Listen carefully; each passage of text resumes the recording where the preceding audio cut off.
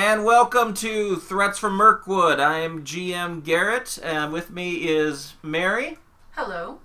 And we have George as usual. Yes, you do. And we have a brand new member. Please welcome everybody to Eric. Hello, everyone. So, we are playing through most of the modules, Eric, that we do are from the Darkening of Mirkwood campaign guide, campaign book by Gareth Ryder Harnahan. A beautiful, beautiful, intricate book that takes 30 years of play. And as the guys will tell you, I wrote so much prequel material for it that most of the last year we spent doing original material. So we're just getting into that. We're kind of wrapping up the prequel material whilst beginning the modules of the book by doing some adventures from the Ruins of the North source book. Are you familiar with that book? I'm not. I only have the core books. Then that's good. You haven't read the adventure that we're running, which is called Harder Than Stone. So, the story so far. Our adventurers have been in Rivendell, and Elrond, as he is prone to do, asks a favor. They want you to go on over to the East Bridge and make sure that it's still sturdy and doing okay, despite the flooding from a really rough winter. So you guys went over to the bridge and you found underneath it the ruins of a wagon that seems to have floated down the river. You follow it up the river and find that the site of an ambush of a caravan and the remains of some wagons that were hidden and some very big footprints. You followed that on through and found a camp where there were men and trolls working together to, basically as raiders. And they were preparing to eat some dwarves that you rescued and took back to Rivendell, where Master Elrond asked the guys to please head on out again and figure out who this chieftain who has united the trolls and made them work with men is. Who he is, what he wants, what his story is. So you guys have crossed through the Trollshaws, beginning to approach the Ettenmoors, when you reached a fort that the trolls and men are using again. You infiltrated that, and you found in there some goblins and trolls and had some fun with that. And you moved on out, and that shortly after leaving there, you had a vision from somebody named Faradrun, who visited the camp under almost seems like dark arts in the middle of the night. And she claims to be Orome, the hunter, one of the Valars, Maya, and was tricked by Sauron into serving him and was enslaved. And the enslavement of her has been taken over by the chief troll that you guys are following, and she wants to help you guys so that you can take her to Rivendell and have the enchantment that's enslaved her broken so that she can return to the west. Heavy duty. Heavy stuff. That's where we ended last time. So, the morning sun rises. You guys are still a little bit shaken from your vision of Faradrun.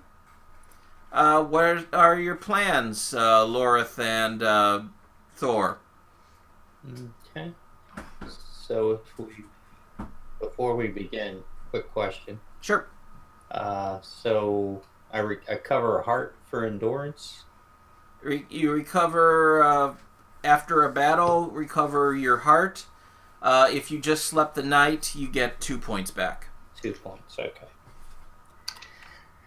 Almost my heart. Okay, great. That's important for me. I was pretty low there after the last. You don't battle. get fatigue. Fatigue is a permanent thing. You recover endurance back. Yeah. Sure.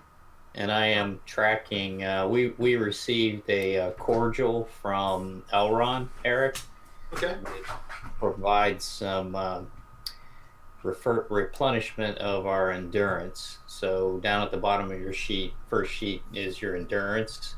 So as it gets lower and lower, you run into challenges. So I was hit by the trolls there a couple of times. So I do get back. they did a number on Yes, me. you get 2 points back for sleeping well. So, all right, great. Then, yeah, I think we want to head out fairly quickly. Lorith, do you want to see if you can follow the tracks? Sure. Yep, make a hunting roll, Lorith. I gotta get my glasses soon. Okay. Hunting. Da, da, da, da, da. You just reminded me I should probably find mine too.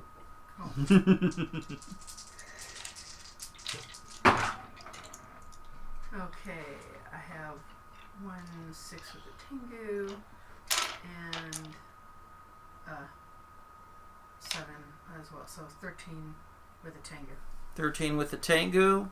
It's not that hard to follow the tracks of these guys. We're talking about some very massive trolls that have been moving through this land, and they aren't expecting to be followed through here.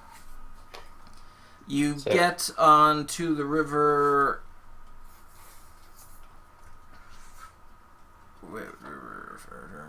Sticks? No, not to the sticks. The So, river, Eric, the river Horwell. That's what I thought it was. And you, are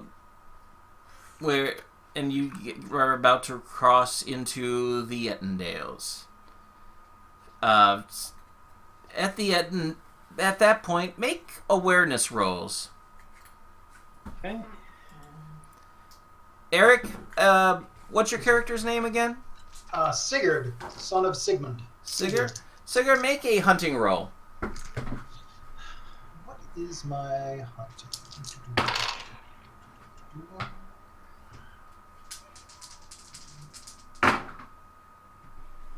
Hunting. I have nothing in hunting. Let me get my actual dice since it looks like we're doing actual dice. One sec, they just read I got 21. Sure, you got a 21. Mm-hmm. You notice movement along the riverbank up ahead of you. Thor, hold up. I see something. Somebody there. Okay. I got a 5 on my hunting roll.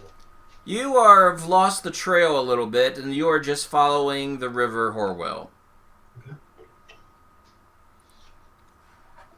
Can I make another awareness roll to see if now that I'm watching that I can pinpoint? Sure.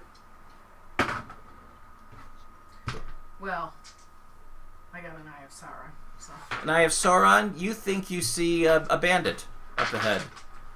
Great. Perhaps we'd better have Make a corruption test. corruption. Yep. Roll your wisdom. Where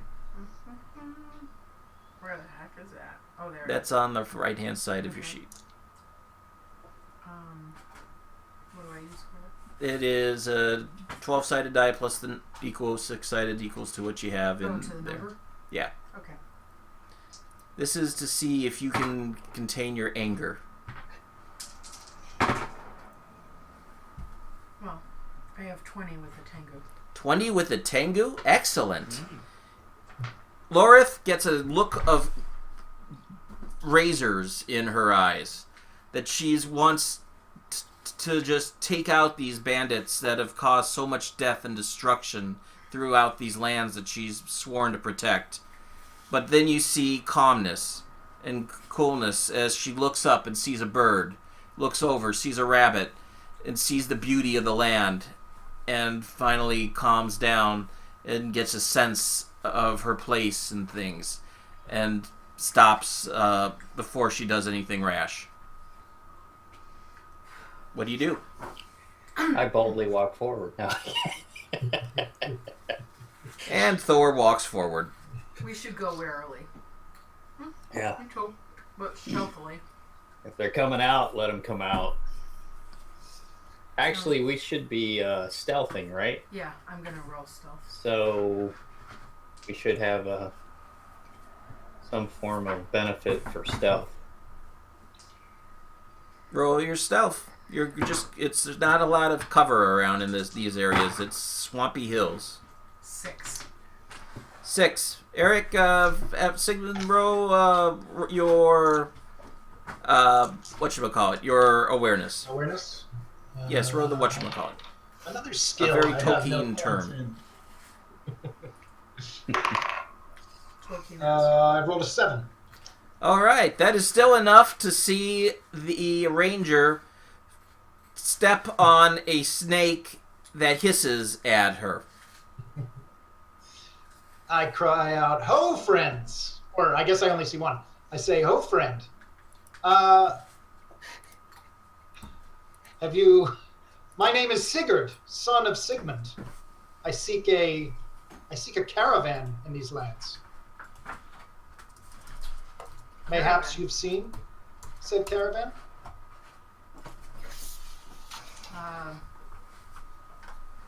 Who made up this caravan?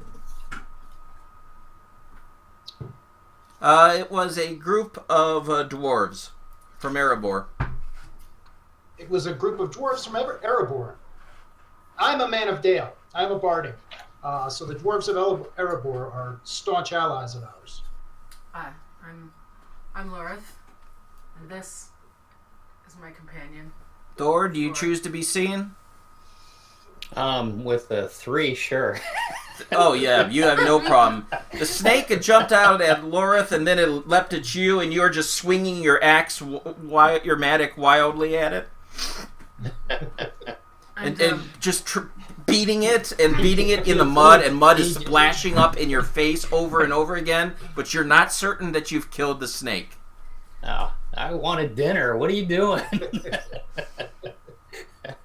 I'm sorry, friend. Well, I hail Sigurd and say I am from Erebor myself. Ah, well met, friend. Well met. So well met. We have seen your caravan, but unfortunately, some trouble befell them, and not many were left. But we did manage to rescue a few survivors. Ah. What befell the caravan, if you don't mind me asking? A very strange form of banditry. Trolls. Troll bandits? Trolls working with men. That is indeed strange.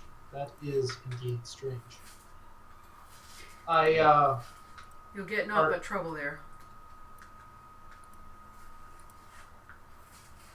So we are in hot pursuit of these trolls. Are you?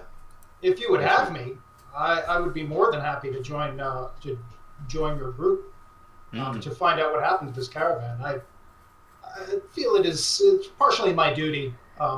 Actually, it is probably entirely my duty to find out what happened to this caravan. Do you want to try and persuade us, perchance, to take you? I'm not sure if Lorith is in the mood to accept strangers at present, and even though you have the bearing of a barding, it's quite odd to run across you here. Persuasion is a skill I do have points in, so I'd be more than happy.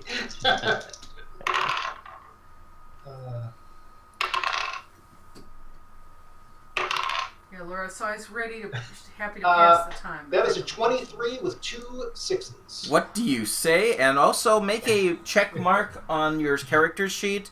Off to the, forget if it's to the left or the right, there are little hexes.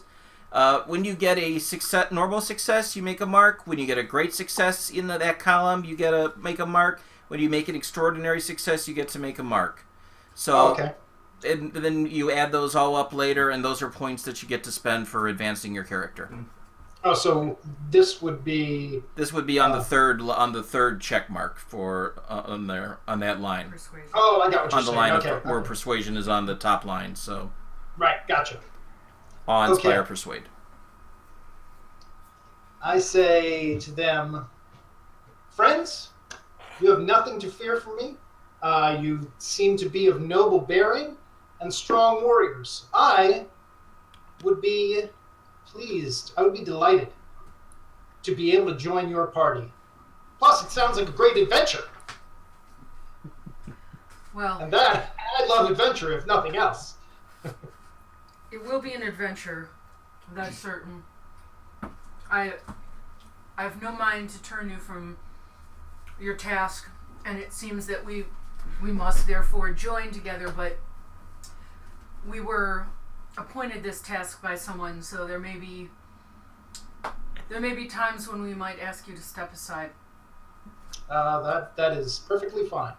I understand you may have a patron or otherwise. That's perfectly fine. Well, I welcome you, but there is a condition. Oh, a condition, you say? Yes. Sing you a song! Do you cook? Do I cook? Let's see. Do I cook? I think that's a specialty or a distinctive feature, actually. Oh, yeah, you're right. It's a distinctive feature, right, of the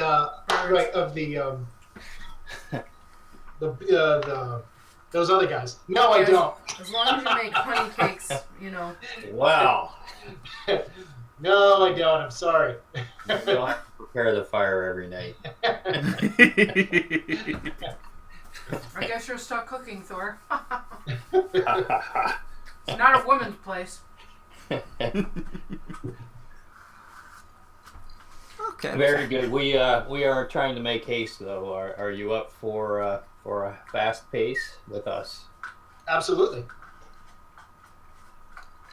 All right. Well, Very good. we'll pick up the I'm track. not very fast, but I'm sturdy.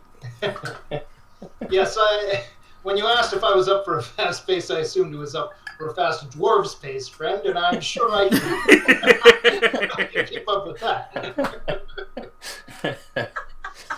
Very good. And we're not talking about drinking. Right, well, then I might have a little bit of difficulty, sure.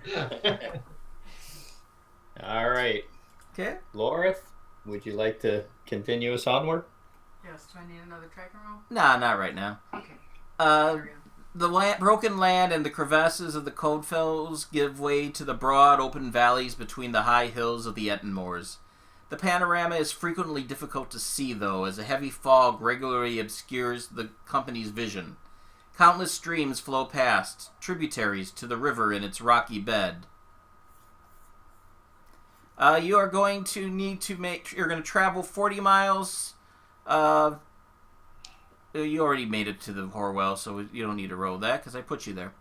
Why not? So this is kind of in retrospect, Okay. before you met each other. Make a single fatigue check. So everybody roll the your travel. You need an 18 because it's very difficult to travel in this area. Because you're going 40 miles for like 4 days. I have a Gandalf. Gandalf, automatic success. I have Gandalf as well. All right. Eric, make it a perfect game. 16 with a 6. 16 with a 6. That's not a success. You take 2 points of endurance loss. Oh, man, maybe I can't keep up with these dwarves. Well, this is before you met them.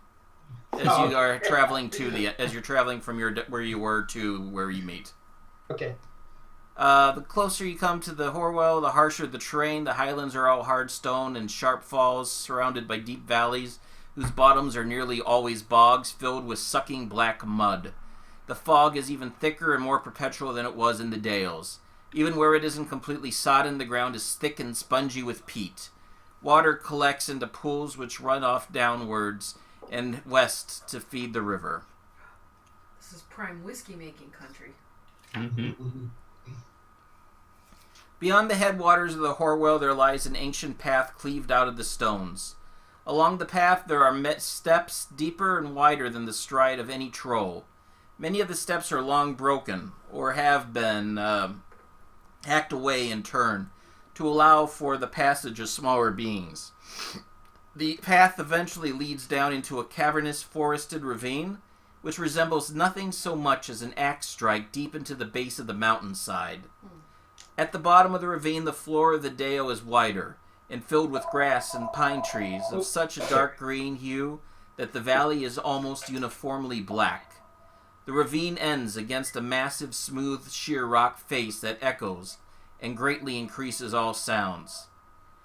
You arrive in sight of the place where the path starts descending into the Broadcleave at about mid-afternoon, and you easily find a place among the forested hills to gaze, unnoticed, at what is going on at the entrance of the dale. How do you proceed? Stealth and awareness. You're going to stealth up closer? Yeah. A little bit. Is Lorith going to be the only one going forward as the forward advance party, or is there going to be multiple people going forward? My middle name's Clankety, so... Yeah, I'm not very stealthy either. Okay, Lorith, roll your stealth. $15.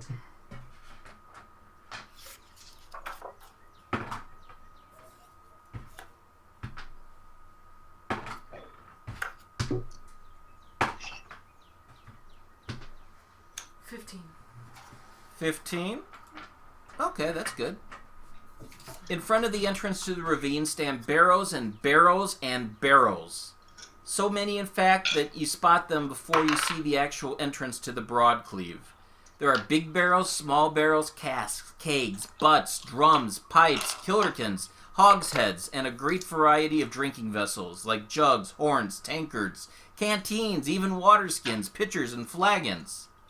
And before the huge stack of containers are drinking implements, are three massive hill trolls, busy arranging the materials for transportation.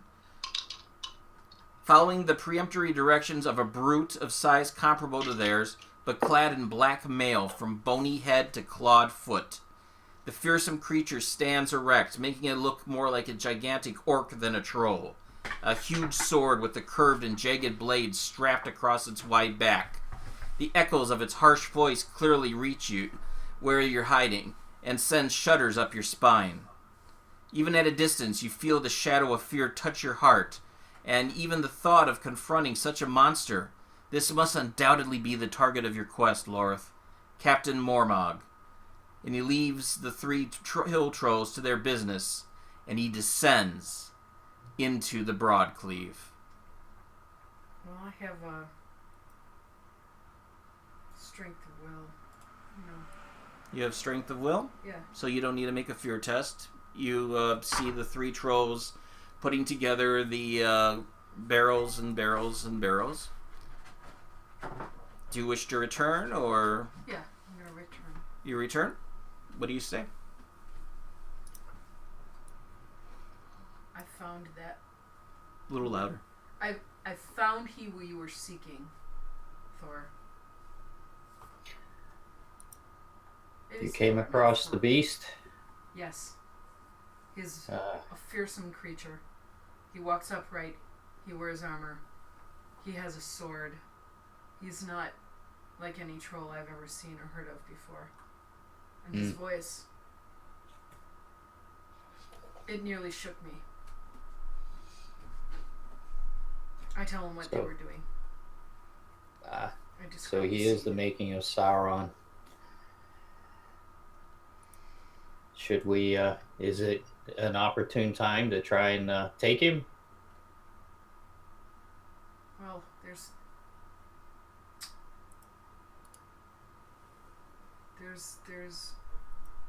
several of them there, several other trolls, and who knows how many in within. We need a stratagem. A cold chill shiver goes up along the back of your neck, and you see this person appear behind you. To, You have finally seen my current jailer. Already the trolls gather at his call. The ones intelligent enough to heed such a request, at least. Once the sun sets, many more will come to hear him speak. You won't have problems understanding what he says. Mormog has been taught to speak by his dark master and favors the black speech, but few other trolls speak it, so he will address them in the common tongue tonight. Since you've come this far, you should hear what he has to say. To do so, you will have to enter the Broadcleave. And you will give us safe passage, as you said. I have cleared the way to get in there, but I can't do any great way to make them not see you. I believe that your best chance is to wait until they've started drinking, when the sun starts to set. Those barrels, they're full of wine and liquors and will dull the troll's senses.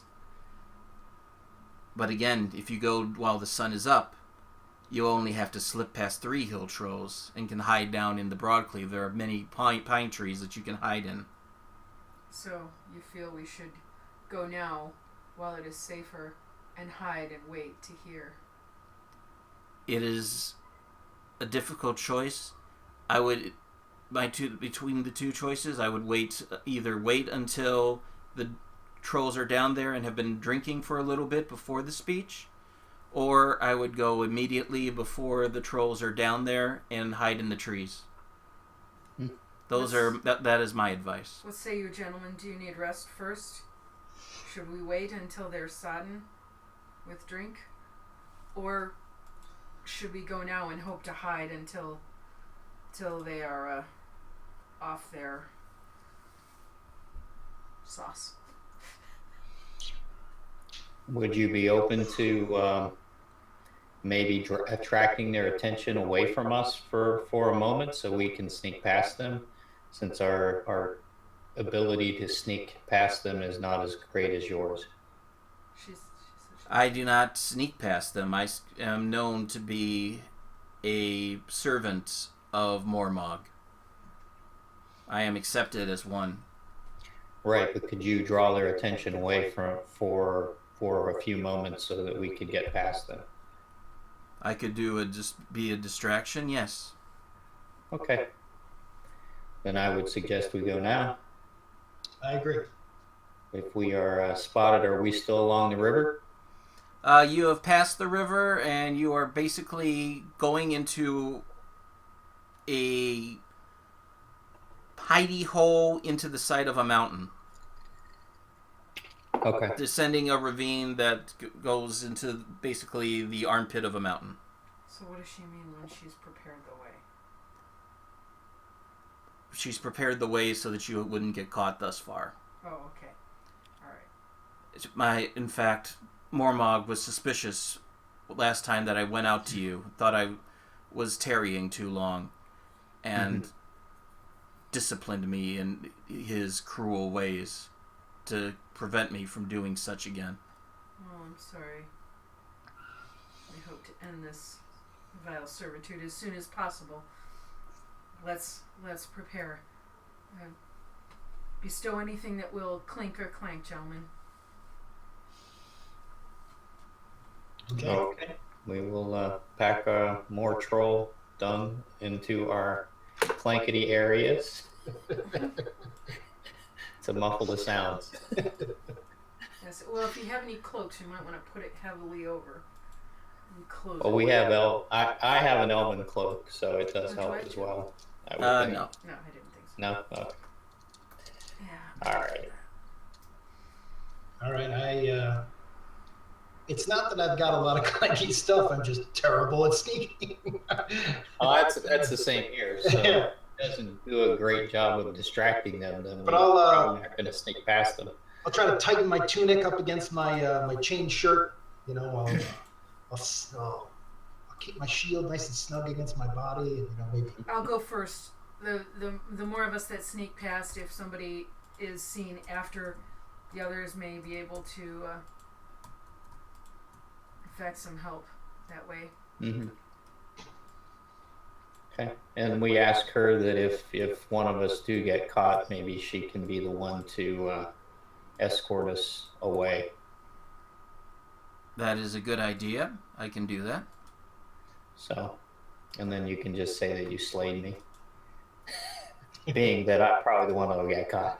Okay. You seem full of doubt. Why are you so full of doubt? I just am not stealthy, but I am not fearful to attempt it. So shall we go? Yes. Yes. Okay. Okay. Okay. So roll your stealth with advantage. So Sure. that Can we means do- roll your feat die twice and take the better result. Okay. Can we do a 12-sided die. a battle roll of some type to see if we can Absolutamundo. a way to navigate maybe through the barrels or something to aid us? Absolutely. So roll your battle roll, and for every successful success you get, or level of success you get, you will gain a 6-sided die that you can use for this scenario. I got For 9. this part. No tangos. No tangos, you can't figure out how the barrels and the drinking stuff is just... The trolls are between you and the barrels. You're not sure how to use them to your advantage. Mm-hmm. Thor? I got a. Oh, go ahead, Thor. Oh, I got a 15 with the Tengu. Thank you, Eric. Oh, so maybe you'll have to lead after all. Okay, so you get that's with 2 battle dice that you get. Okay. Sigmund? I rolled a 17 with, what are you guys calling it? A 6, a Tango? A Tengu, Yes. yeah. Yep. I have a 17 with the Tango. So that's 2 more you get. So that's 4 battle dice that you guys get for this. Good. Excellent, since I have 0 in stealth.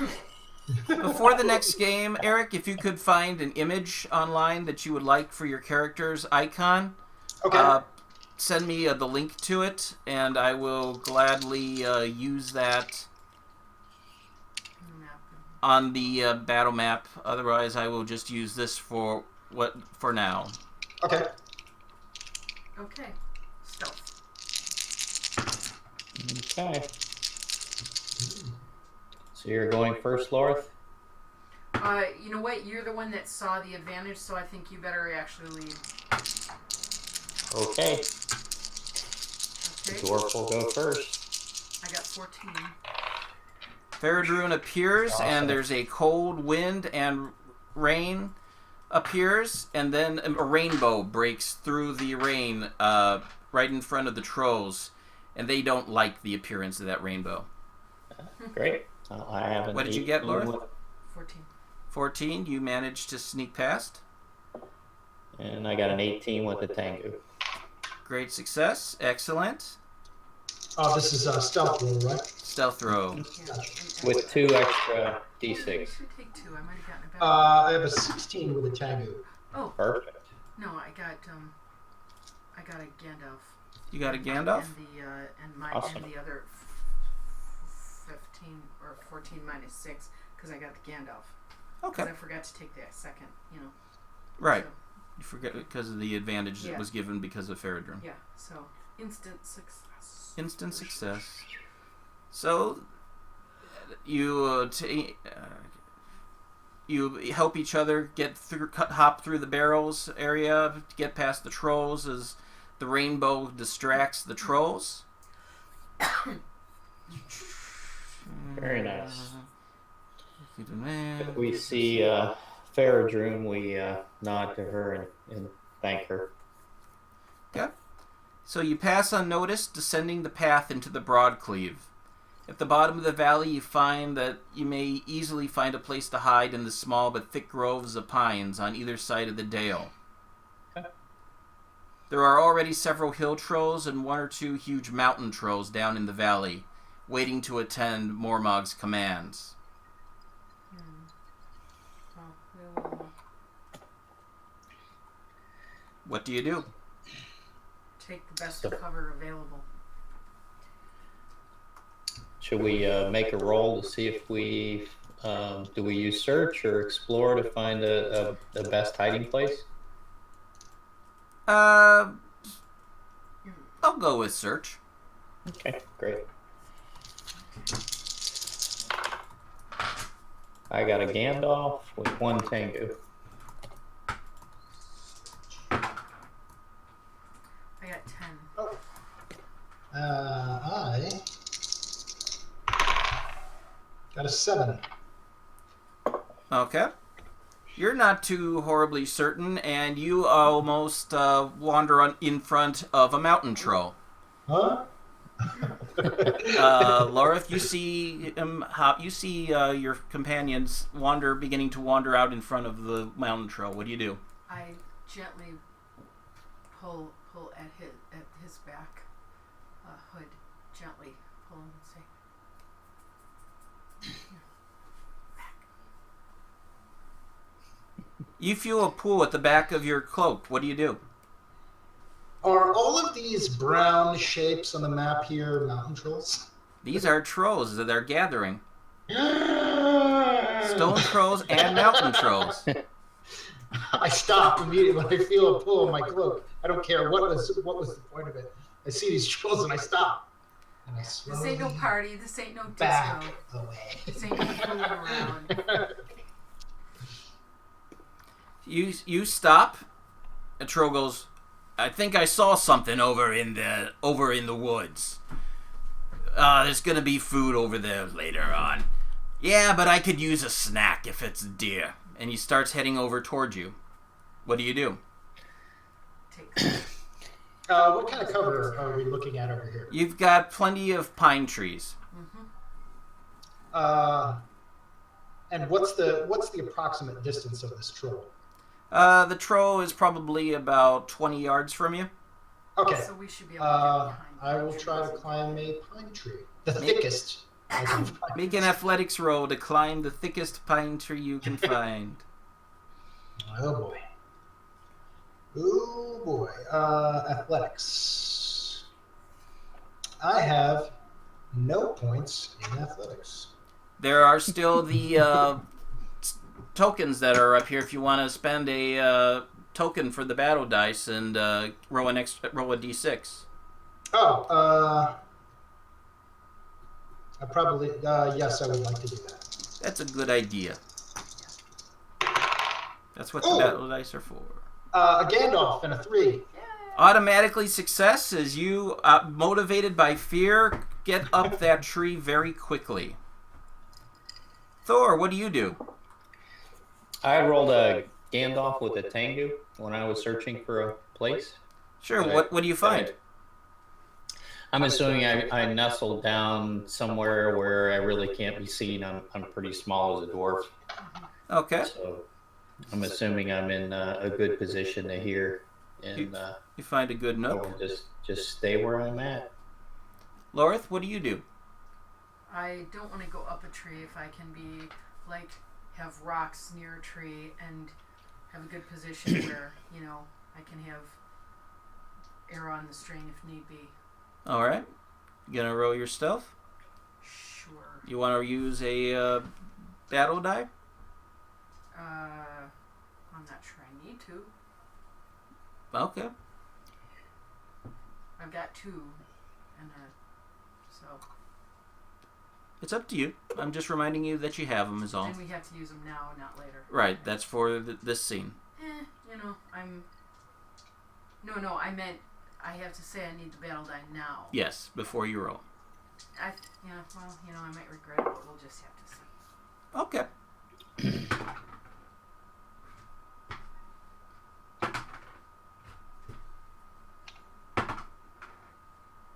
11. Would you like to spend a point of hope? And 11 isn't enough to find 14 is the base cover? default. Crap. I don't have a lot of hope left.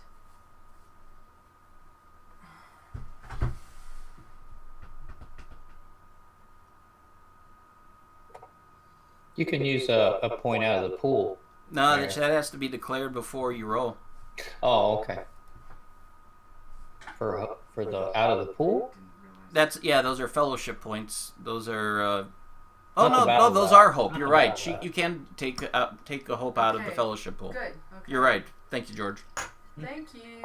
So you spend a point I don't of know hope. if we split up any points of hope from the end of the session last time. Sorry, we Okay. probably used them. Yeah, I don't think we did. All right, well, we'll cover that at the end of this session. I'll write that down in my notes to do it. Okay, so that gives me some cover. What is your total?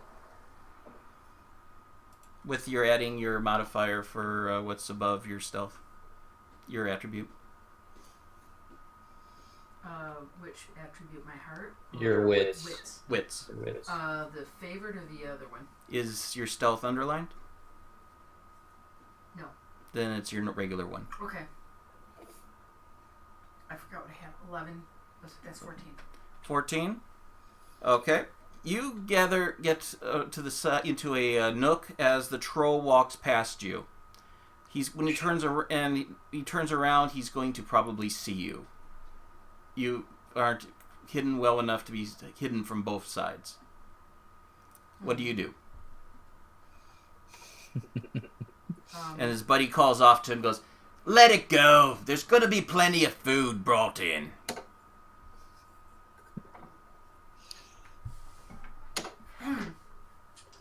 I stealthily sneak deeper so that I can be not seen. Okay. Are we getting the bonus from Farron's room that she gave? Not for up here. She created Okay. a bonus upstairs on you. Now you're down in the heart of the thing. Okay.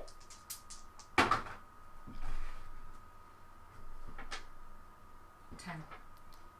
10? To stealth myself further. I've 14. already got cover. 14 is the target number. Well, he might not.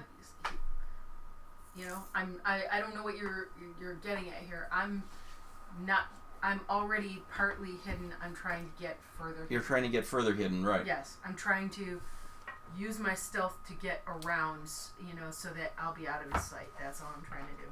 Okay. He goes to see if he sees you.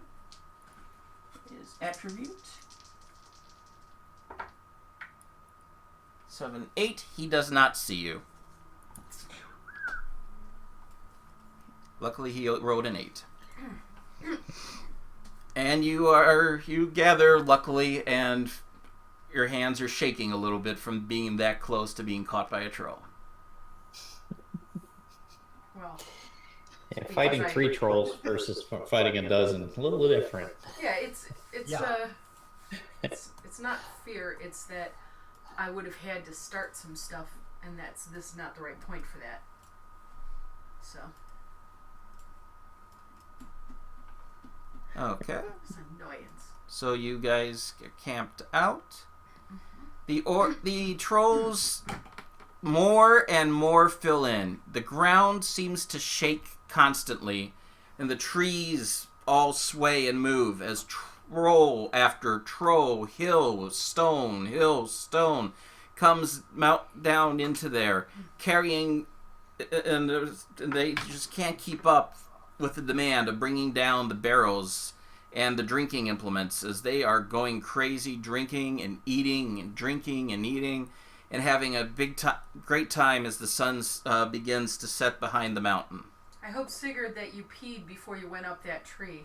I can just pee down the trunk and it'll sort Yeah. of like fill the trickle A down. little extra rain, troll.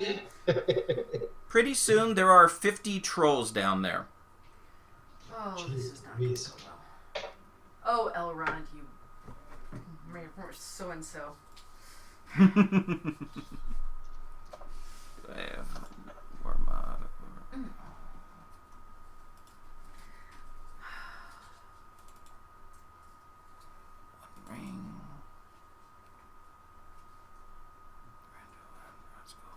Yeah. I know you don't like my third cousin being, engaged to your daughter, but my goodness. Do you have to pile it on me? And here is Mormog. Let me see. Well, he's not at all attractive. As you guys hide. The Broadcleys Valley floor is filled from side to side with heartily drinking trolls of nearly every kind. There are no cave trolls. A massive bonfire blazes away at the center of the dale, and the smell of roasting meat fills the night sky. A few hours into the night, the thunderous noise of the trolls drops audibly as the black-clad figure of Captain Mormog climbs up onto a large stone set before the sheer rock wall at the end of the valley. His terrible, grim voice carries to every corner of the Broadcleave, and you know that how they will hear it. You will hear it again in your nightmares until the end of your days. Brothers, sisters, you're that, and you've drank already, eh? Now hearken here. You knows from where I came. You knows who I serve. Long time since last he walked here in the north. But here, ever his heart flies, and with good reason. Here are soldiers he favors, afore all others. Here is the strength of his armies of old. Know this, you lot. He's coming back, he is. Weak are the Westlands, gone soft with age. They haven't known strife in 1,000 years. Yet you sit in the mountains and you grind rock with your bread. Listen, we have many friends in these lands now. Men what's useful for more than their flesh. Men to serve ye, keep a sharp eye out while you sleep.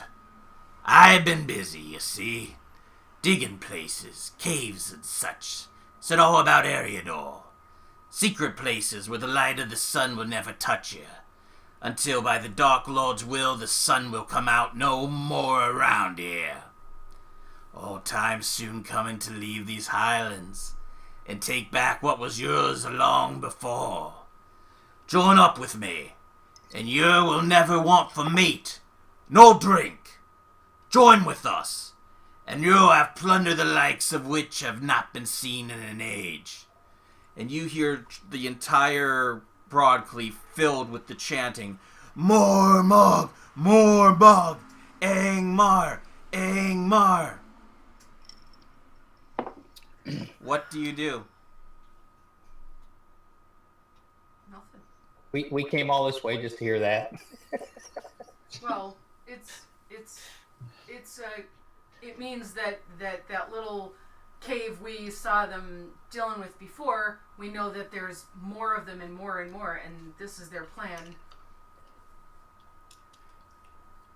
So how many trolls do you think are down in this valley listening to him right now? Oh, about 50. 50? Yeah, it's not like we're going to start a fight here. We're going to have to wait and take them off after. Yeah. Were we even supposed to take them off? If I could divide it evenly. You were to get information. If there were 60 trolls, then I'd say yes. Yeah. I don't fight prime numbers. Well, that's not even. Yeah, we were supposed to get information and report back to Elrond, and we have the information. But if we can get rid of this guy, it wouldn't be bad. However, we're certainly not going to do it by taking on 50 drunken trolls. Well, what we did hear is that he knows where the secret places are. Yeah. The 50 trolls don't. Yeah, that's true. So if we do kill him, then we basically solve the trolls from knowing where to go. Yeah. There may be more than one cave that they were building a passage through. Yeah. Oh, I'm sure there are. So we probably should see if we can make sure we can track Mormog somehow, but Yeah. I don't have anything to do that with. So, Well, any other thoughts? when he leaves, we're gonna have to slip away.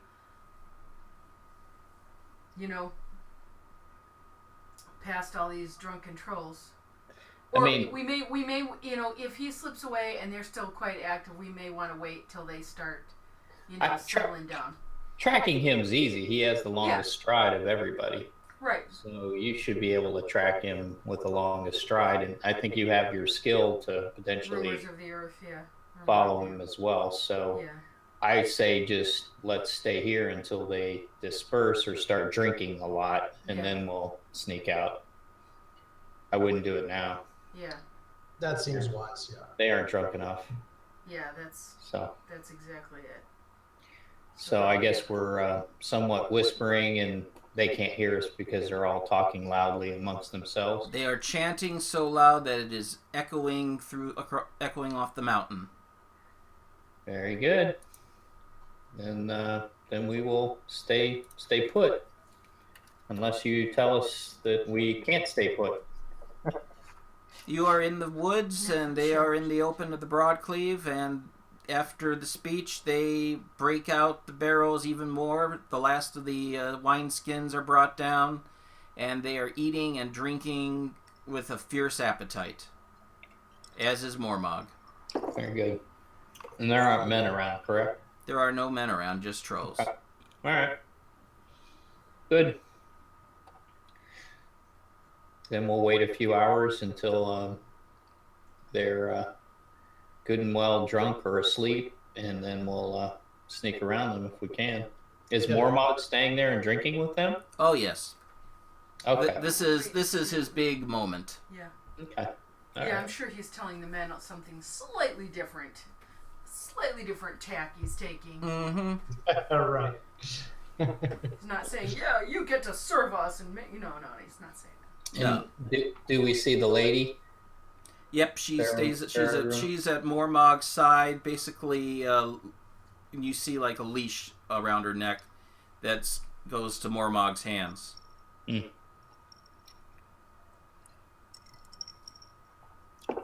Okay. I don't try to make eye contact or anything with her. I don't want her to. She looks Give downtrodden us away. and spiritually broken. Okay. Okay. Well, that's what happens when you go and serve. Right. Serving a Margoth. So was it a good rest? We can get a couple of endurance back while we're resting? You can get a point back. Okay, great. Yes. Good call. There is a couple of the trolls head off to find something to eat, but most of them are going to be. It looks like they're going to be staying the night. In the valley. Okay. Yeah, the valley is covered by the pine trees and the shadow of the mountains, so that even in the day they'll be able to rest here without having to worry about being turned to stone or anything. Well, too bad we don't have a couple of big lumberjacks and some nice chainsaws. Yeah. Down a few It's like you choice could say, I was like, treetops. maybe we can just burn down this forest. I thought of that if we left and we can't. We certainly couldn't do that while we're kind of stuck in it and not. Yes, indeed. Yeah. Maybe as a parting gesture. Okay, the night begins to pass. As dawn comes, some of the trolls start passing out.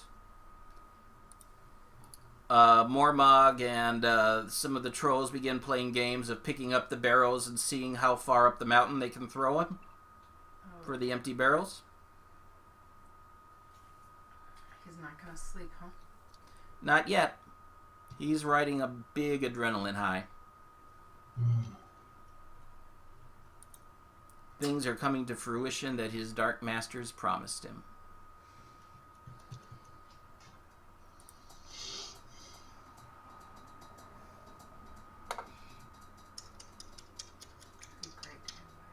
Do trolls normally sleep during the day?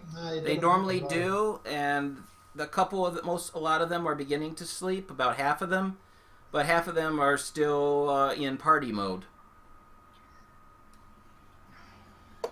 But it's dawn, right? So It it's is dawn, however, you are in an armpit of the mountains, so there is enough shade that they're not going to be turning to stone. They're not as active because of the rays that do crack through, but they're pretty well protected from the rays of the sun down here. Right. Because of the tall trees in the mountain. So are they all passed out then? We were waiting until they all passed out, or they never passed out? About half of them have passed out. Half of them are horribly drunk, and a few of them are have their backs to you and are throwing empty barrels at the mountain. Is Mormont got his back to us? Yes, his back is to you. Well, maybe that would be a good time to slip out and wait and see what we can do.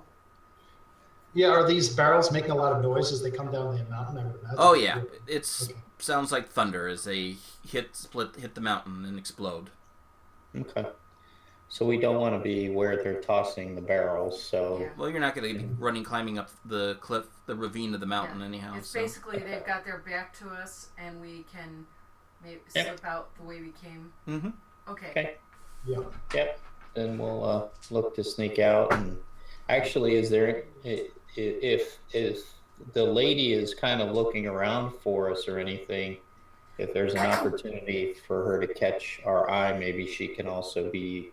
We can kind of give her a wink to make sure she knows to offer a distraction for us if needed. She is alone over here by the barrels. If somebody wants to sneak over to her.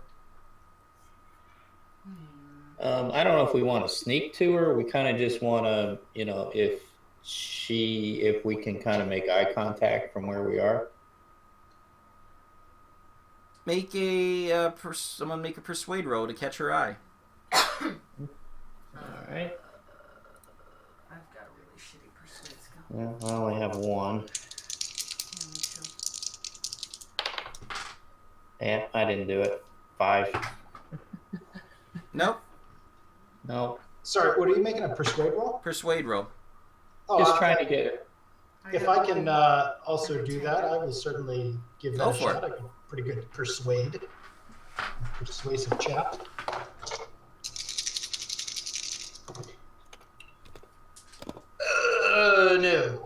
No. That is, 11, 12, and 3 is 14. 14's a success. You catch her eye. She sees where you're at and nods. Okay. So she waves her arms, and suddenly tons of rabbits and deer come flooding down the mountainside into the area, and the trolls start running after him, trying to scoop up the animals. Okay, let's boogie. Perfect. Then let's take off. Roll your stealth. Roll your feet die twice. All right. Because of the distraction. Gandalf. Automatic success. Oh, Gandalf. Cool. Great. What? I got 16. 16, you managed to slip out. So you get up to where you were exiting.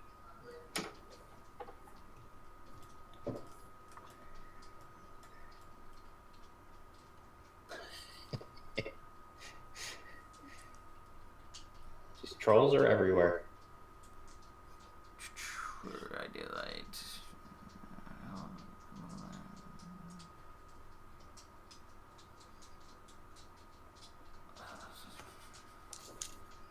The stones near the exit start to move.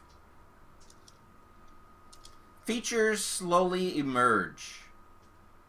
A gigantic two-headed Etten is blocking the way. Did he see us? Etten. Oh, he sees you. A cave troll? No, an Etten. Okay, well... Two-headed stone creature. Okay.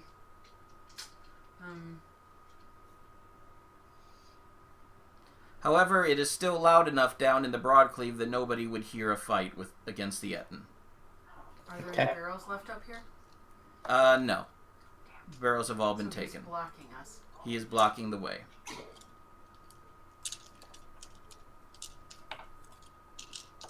Our bow. Where's our bowman? Your bowman is held back for the moment. Okay. He has not arrived. Do you have your bow, Laura?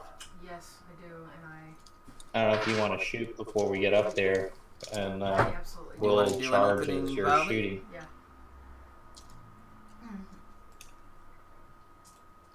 Okay.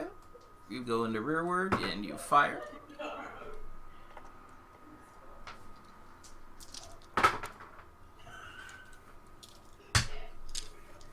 Uh, 13. 13.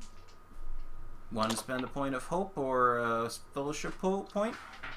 If there's a fellowship point to spend, I'll spend it. This is a good time. Does the Sounds fellowship good. think that she should spend the fellowship point to hit the Etten? Yeah, I'm good. Sure. Okay. You spend your point to hit the Etten. You make it. Roll. What's your damage? 5. 5. The arrow hits the rock and splinters. A few pebbles fall off the creature. Yeah. This is a tough creature, Yeah. you realize. Yeah. I was hoping there was going to be Great some barrels size, so we could have some- horrible strength, 2 heads that make it very aware, And he can operate in sunlight. and he can operate in sunlight.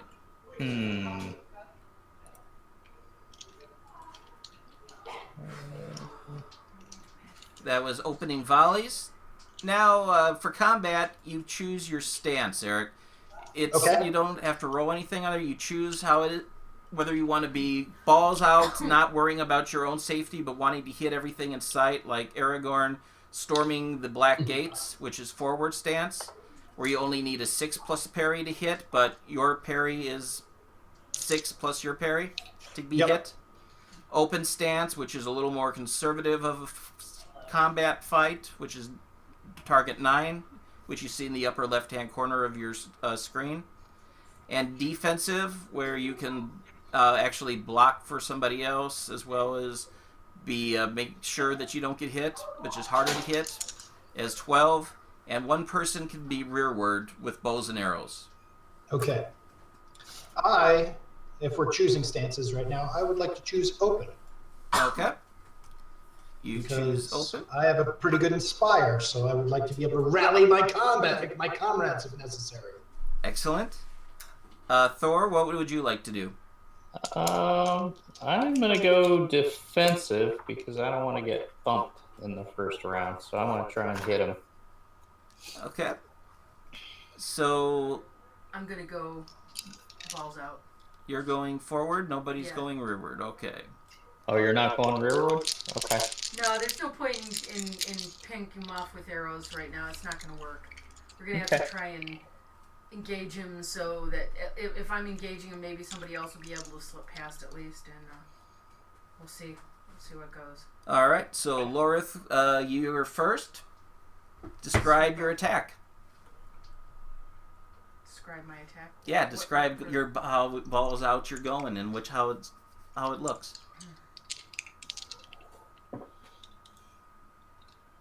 I feint right and then go to the left and try a slash. Okay.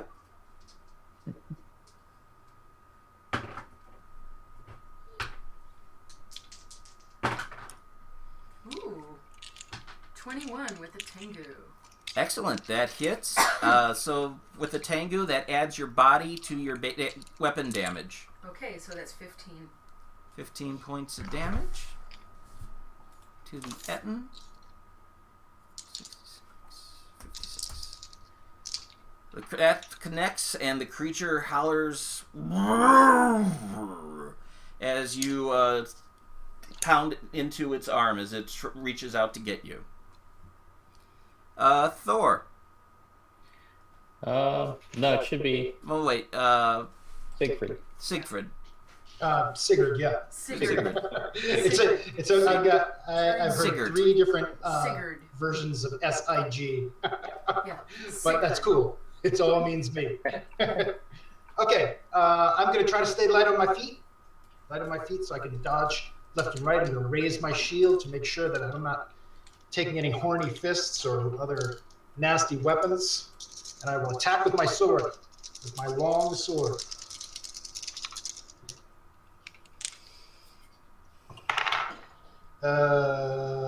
13, 14, 15 with a Tengu. 15, that hits.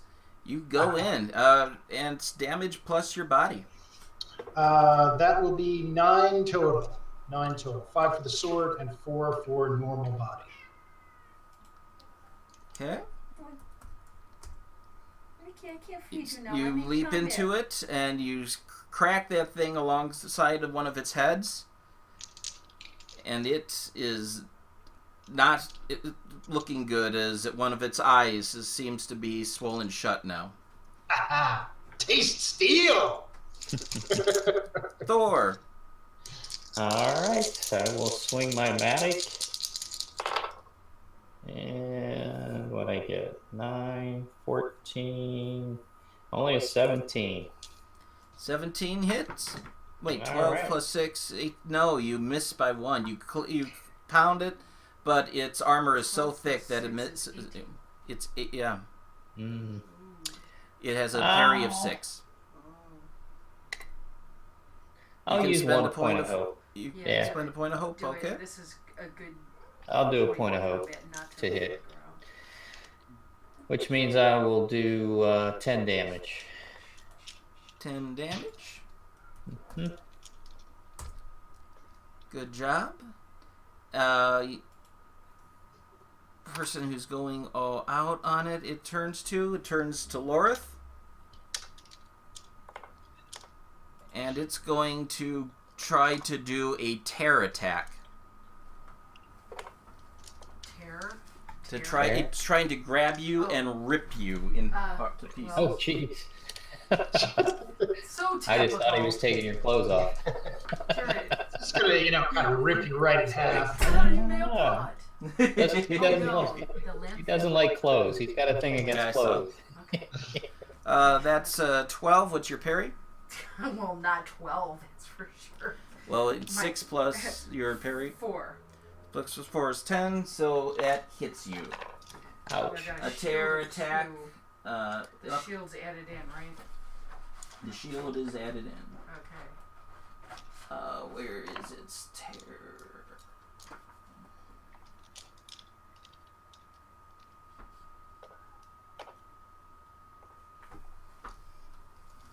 There it is. That's attribute level. Does 6 points of damage as you are picked up and your limbs are stretched beyond to where you hear muscles tearing. Ooh. So is she grappled? She is not grappled. She's basically got yanked and thrown. Okay. You can change your stances if you wish. And are you going to keep your stances? Oh, I'm good with the stance. Okay. George? I'll stay one more time in this stance. And so, Lorith, go for it. Alright. Come on, Gandalf. Show me the way. Well, that was not... Oh, mother pus bucket. I rolled 2 1s and a Tengu. Okay, at least you didn't get an Eye of Sauron.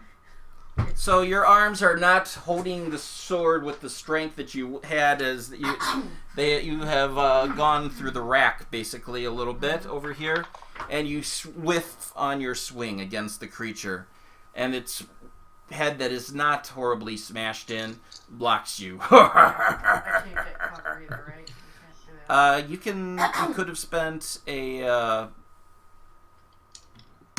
battle die to do that, and that would have been figured into your attack. Okay, no, I meant after. Never mind. Not after. That's fine. You would have to withdraw on that. Yeah, I got it. Sigurd? You know what? I am going to try rallying comrades, because I am interested in doing that. Okay, what do you say? I'm going to raise my sword and say, "Take heart, comrades! We can defeat this evil!" You called a rally. Oh. And I roll. Does that give us anything in our It might give you endurance back. 14 with a Tengu. 14 with a Tengu. Nice. It's been a while since someone did that. That's a great success, I think, and 3 endurance points. 3 endurance points. Everybody gets 3 endurance points back. Nice. As you are enheartened by his call. Thor. Alright, I will swing my magic. Oh, uh-oh. I got an eye Soren. I have Soren. You are going to be missed. its next target, and it's going to try to do a called shot, which means it needs to get a Tengu in order to hit you. Okay. It goes for its better attack, which is its bite attack. They always want to bite me. They always want to eat the dwarf. 10, 15, 17, 21 to hit you. Oh, that will hit even with the defense. I have a 5 parry. 21. I think that's right? 16 and 5? Yeah. Yeah. 21. That's a crushing attack on you. With it, but it misses because it was a called shot. It didn't roll a 6. Oh, good. Luckily, its called shot didn't do it. Otherwise, it would have been pretty nasty. Yeah, that would hurt. That would have been an automatic wound. Mm-hmm. So that was Must its have been turn. a troll done. Anybody want to change stances? No. I think I've been doing okay in open stance thus far. Okay, Lorith. I'm not the kind to change stances that often. I'll move to open this round. Okay. See if I can't get a hit.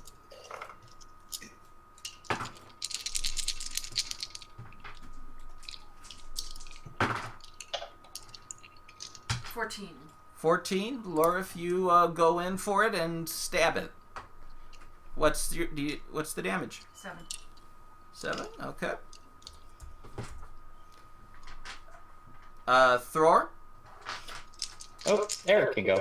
He was open. Okay. too. Sigurd. I will wield my sword in a deadly arc and attack once again. No, that is a 6 total. 6 total does not hit. The thing keeps you at bay as it keeps on swinging its arms, trying to grab you and catch you. Thor. Alright, I will try again. I got edge. That's a plus. And a Tengu. 12 and 9 is 21. 21. That's Oh, I'm definitely sorry. going to hit. 23. 23 hits. It's going to roll its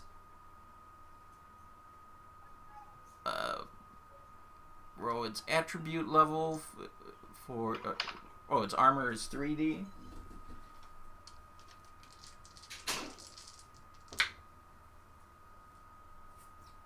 Three, 7, 12, 14 versus your injury. My injury is 18. It takes a wound.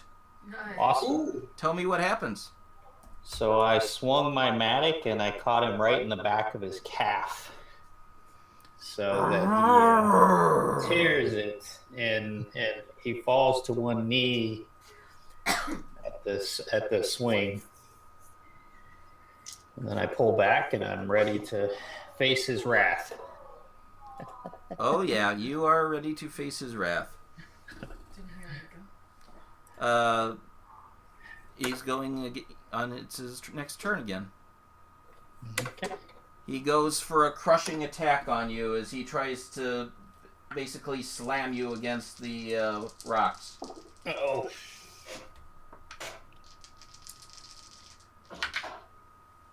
4, 10, 14 is not going to hit you as you leap out of the way of the rampaging Eden.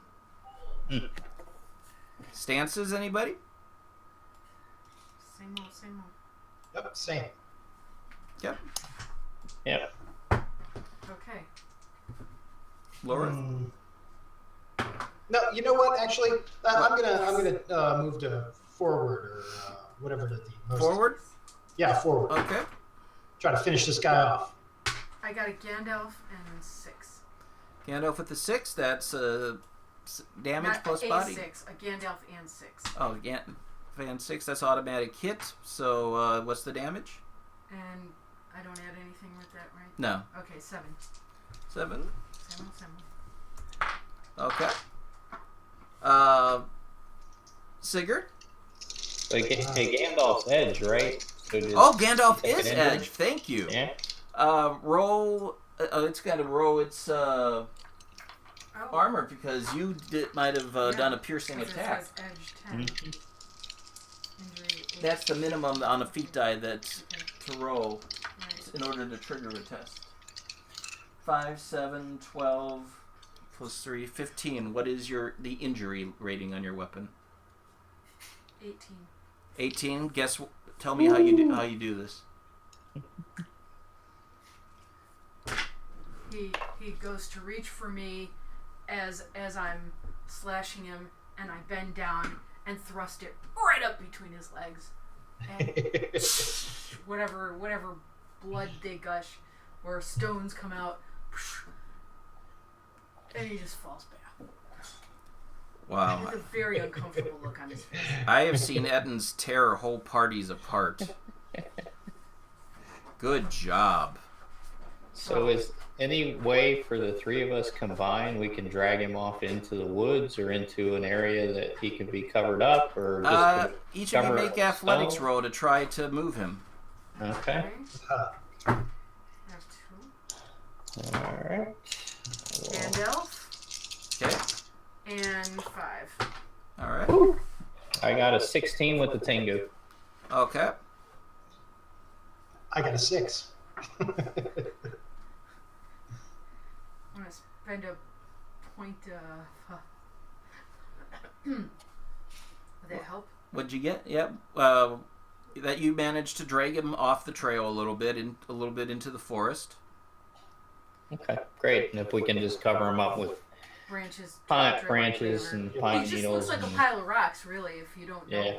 If he's That's not true. moving, right? Mm-hmm. So there you go. We don't need Okay. a lot of cover. He is his own cover. Yeah, we'll take his clothes off so he looks like rocks. Since he tried to tear yours. And And what do you do? we get the heck out of Dodge. Well, do we want to get the heck out of Dodge, or are we trying to track Mormog? Well, we're not going to track him by hanging around here until everybody comes out. So I understand. I was Yeah. looking for an advantageous place where we can Yeah, I wait and think that's what potentially we watch need. him leave. we need to look for a space away that we can.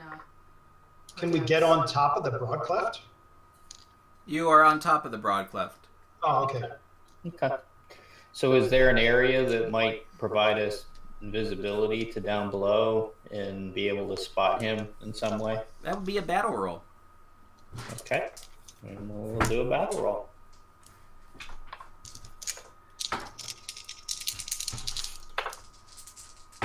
Six, 11, oh, Tengu. So 12, 17 with the Tengu. 17 with the Tengu. Okay. 19. 19. Oh, we're all rolling battle? Yeah. Ooh, 20 with 2 Tengus. Sweet. Nice. Wow. Very good. So you guys have a huge pile of battle dice here. Mhm. As you are hidden and have a good look at the area, and it looks like the orcs are going to be sleeping it off for it. And you see a couple orcs emerge up there looking for some more barrels, and they notice the Etten isn't there, and they start searching around, and they find the Etten, and they run down into the Broadcleave. Ruh-roh. You know what we should have done is make pile the Etten so that he covered the entrance. That's what we should have done in retrospect. What do you guys choose to do? You guys just call. I can't hide, so. You guys are all pretty well hidden. That was what your battle rolls had. You have very advantageous spots. Yeah, we can see but not be seen, right? Yeah. Good. Well, there's no point in revealing going ourselves. on the move. Yeah, there's no point in revealing. Just hunker down. Yeah. Yeah. 2 hill trolls and a hill troll chief emerge shortly thereafter and examine the Etten and begin looking around and find your footprints. And they take off the way that you had come. Okay. Ah, the way we had come. Well, that's good. Mormog emerges with 2 hill trolls to examine these prints for himself. Uh-oh. He's gonna send Shadow Lady.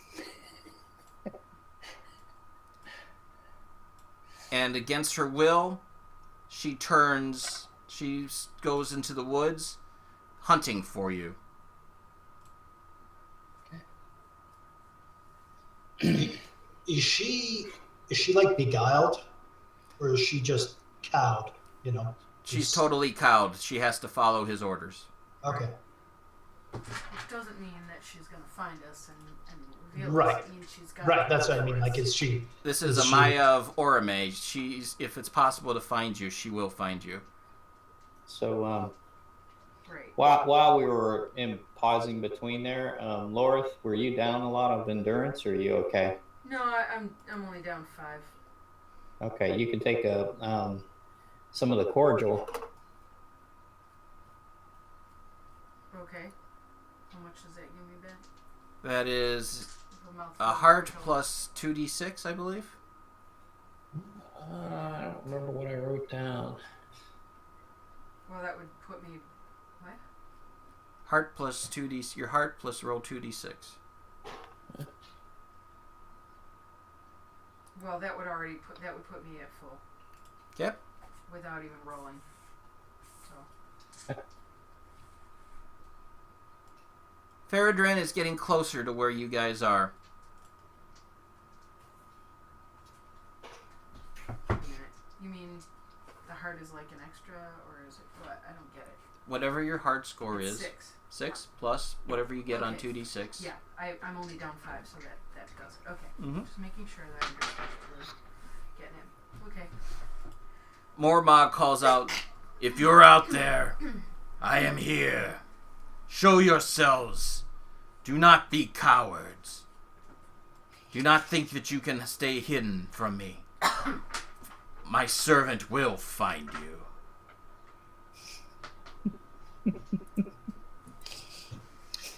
I don't consider this cowardice as much as it is just discretion. Discretion is the better part of it.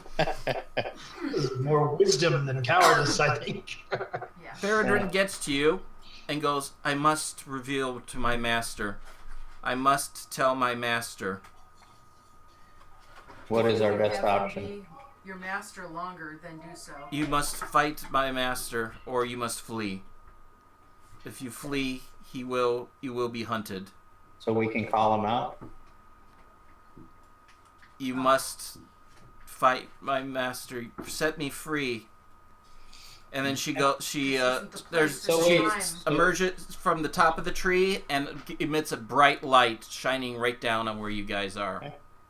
So I go ahead and boldly stand up and shout to Mormog, "Are you willing to fight us?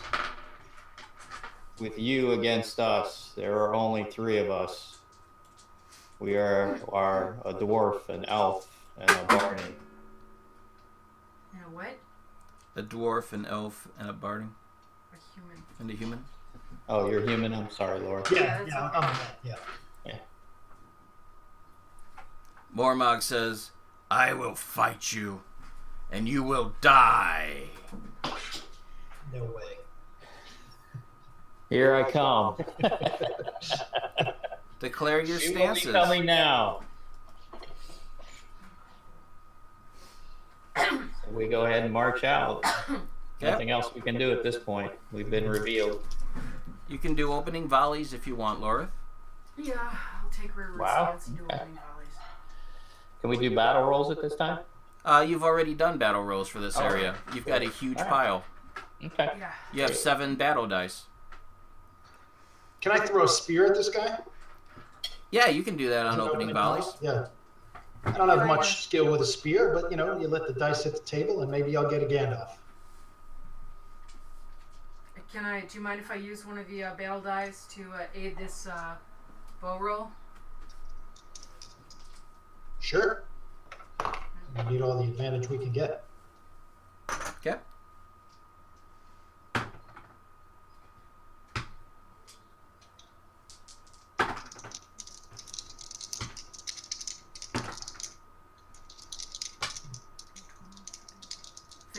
With a tango. 15 with a Tengu hits. What damage plus body?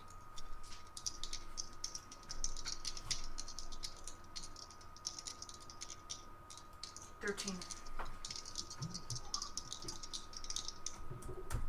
Oh! Arrow hits him in the arm, and he just reaches and breaks it off. Yeah, that's fluffier. Sigurd, throw your spear. I got a Gandalf and a 4. You automatically hit. What? So that is a piercing shot. What's his armor? Oh! It totally is a piercing shot. Let's see. Armor 3D.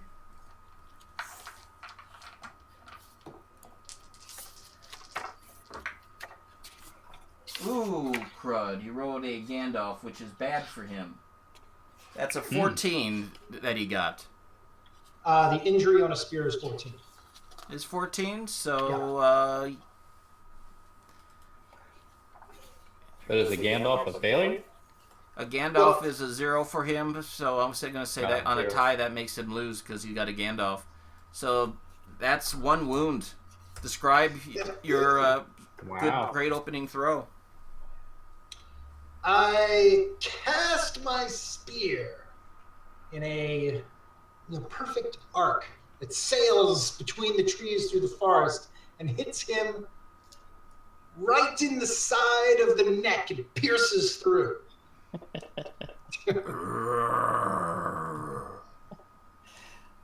So it's a 300. Sort of like it's not like this. It's not like this.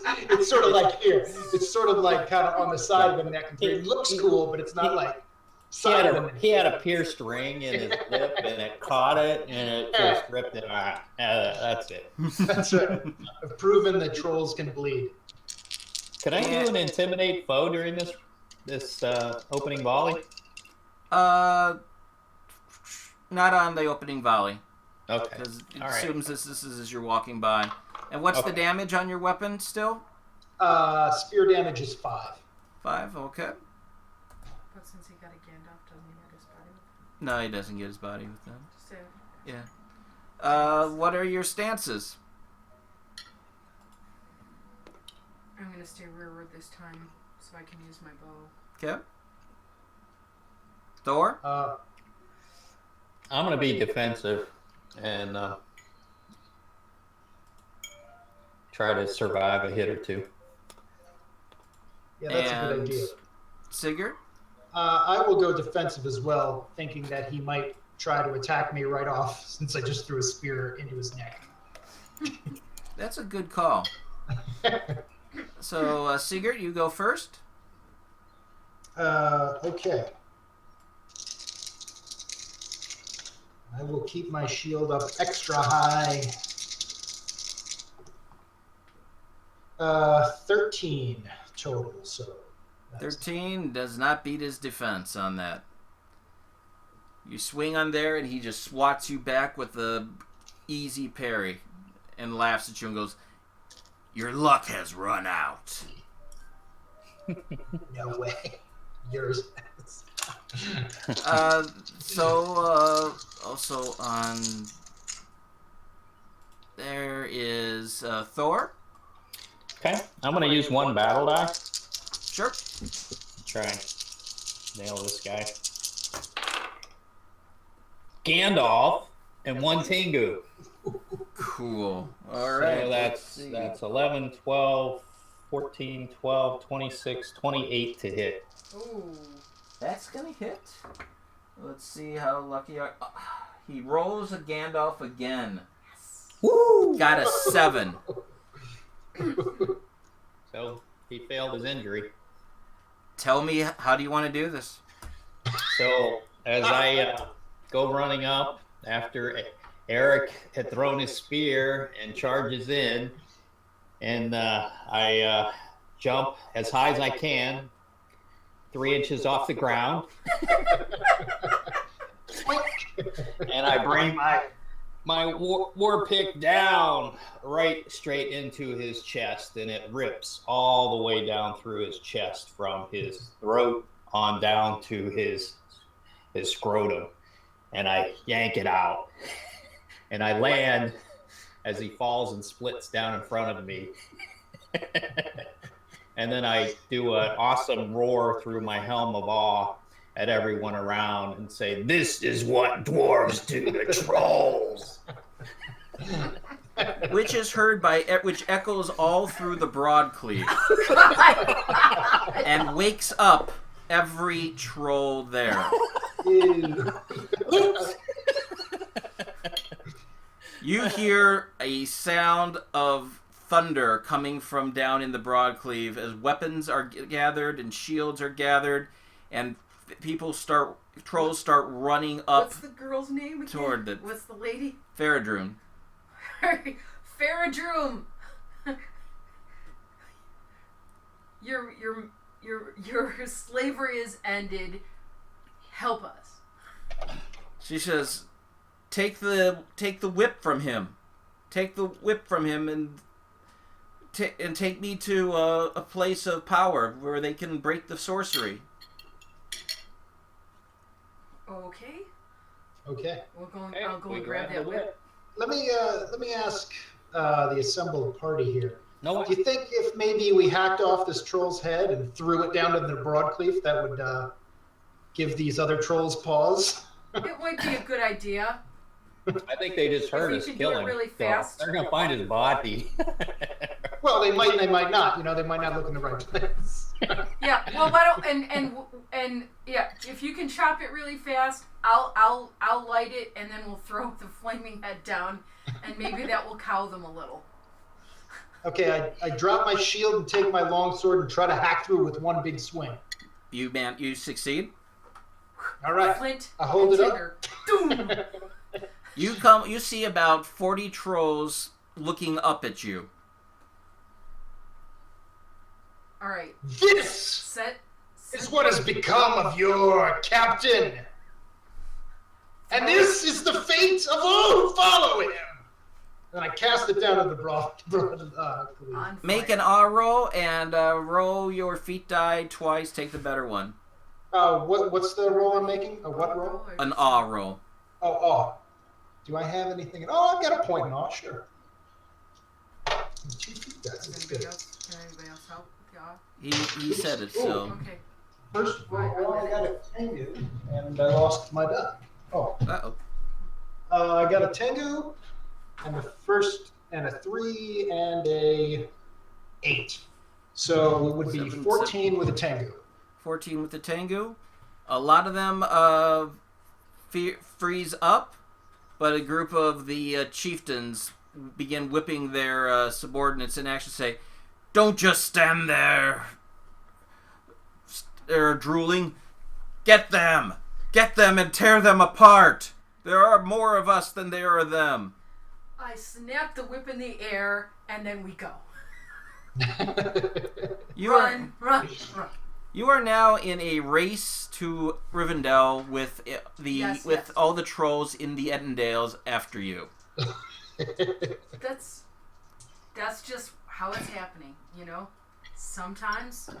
Right according to plan, guys. Just like we drew it up.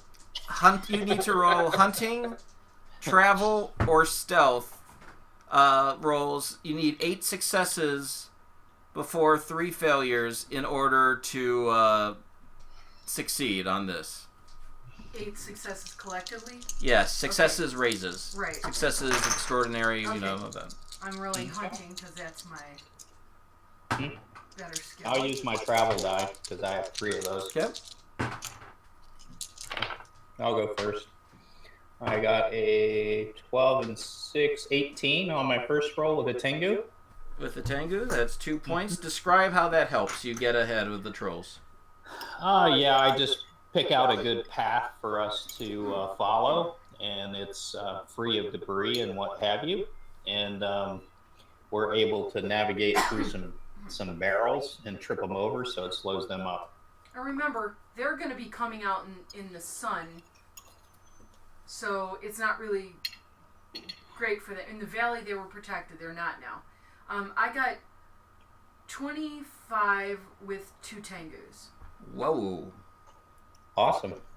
That's 6 out of 8 successes for what were you rolling? Hunting. Hunting. Describe how your efforts help you on your 3-day run to Rivendell. I find the most open spaces for us to run through that trolls cannot run through without turning to stone, and am able to cut debris behind me. You know, with using the whip, get debris behind us to make it harder for us to follow and hard for them to track us. Okay. You know, this is off the top of my head. I'm not naturally a hunter. I'm naturally a vegetarian. So, yeah, and you know, we can find. Basically, I'm trying to make sure we have place to rest that's covered, but that they don't. You know, we're seeking that kind of cover. Okay. So that you did that, and Sigurd, what did you get? Go undercover. I will be rolling travel. I have 2 dice in travel. That's a 12 total. 12 total. That is a failure. Oh, wait a minute. Unless you want to spend a point of hope. The trolls aren't coming after us. The trolls are coming after you. Well, yeah, but they can't run all day in the sun. No, they can't, but they can chase you at night, and the hill trolls can still make an effort during the day, though they won't be as fast as you. Right. How many successes do we have? You have 5 successes. So, can we roll again? Well, first of all, you've been running for a day and a half now. You need to make athletics rolls to see if you're wearing yourselves out, how much you're wearing yourself out. Well, we're getting rest when we can. Right, but you're still running. This is like chasing Merry and Pippin across Rohan. Mm-hmm. Except it's even more important because it's our lives. Mm-hmm. Well, I got a 12. You got a 12. You lose 4 endurance. Yeah. Oh, I got a Tengu, but I only got an 8. So you lose 4 points of endurance. I also got an 8, and I will assume that's 4 points of endurance. 4 points of endurance lost from exhaustion. Where was? Okay. Who wants to as the second day begins to wane? I'll do it.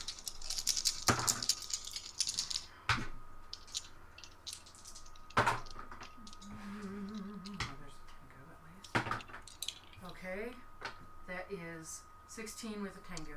16 with the Tengu, excellent. Describe how your efforts are helping out here. Let's see, what do I know about hill trolls? What do hill trolls not like? They are wild and beastly in battle, prone to bellowing and roaring to intimidate their enemies, but can be disciplined to use simple weapons and armor. That doesn't really tell me what they don't like. I'm assuming I must know some weakness about them. Mm.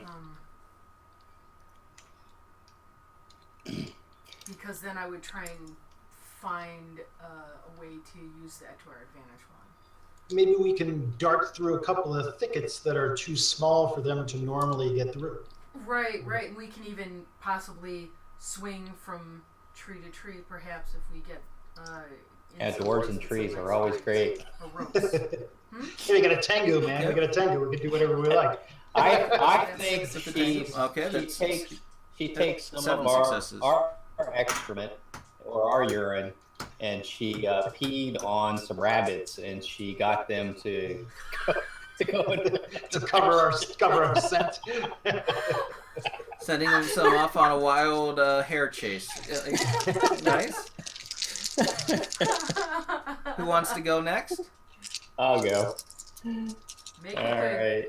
Use Great. an extra battle die if you need to make sure this is a success. No, I'm no good. I battle got 18-19 with 2 Tengu. Ooh, nice. Describe how you finally get to Rivendell and shake off the army of trolls chasing you.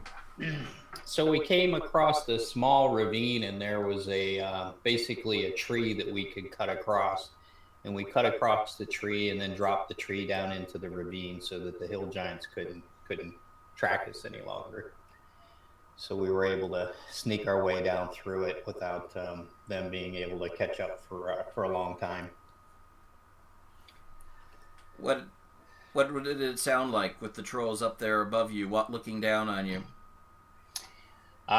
Just the cursing as usual, wanting to say, I'm going to eat you.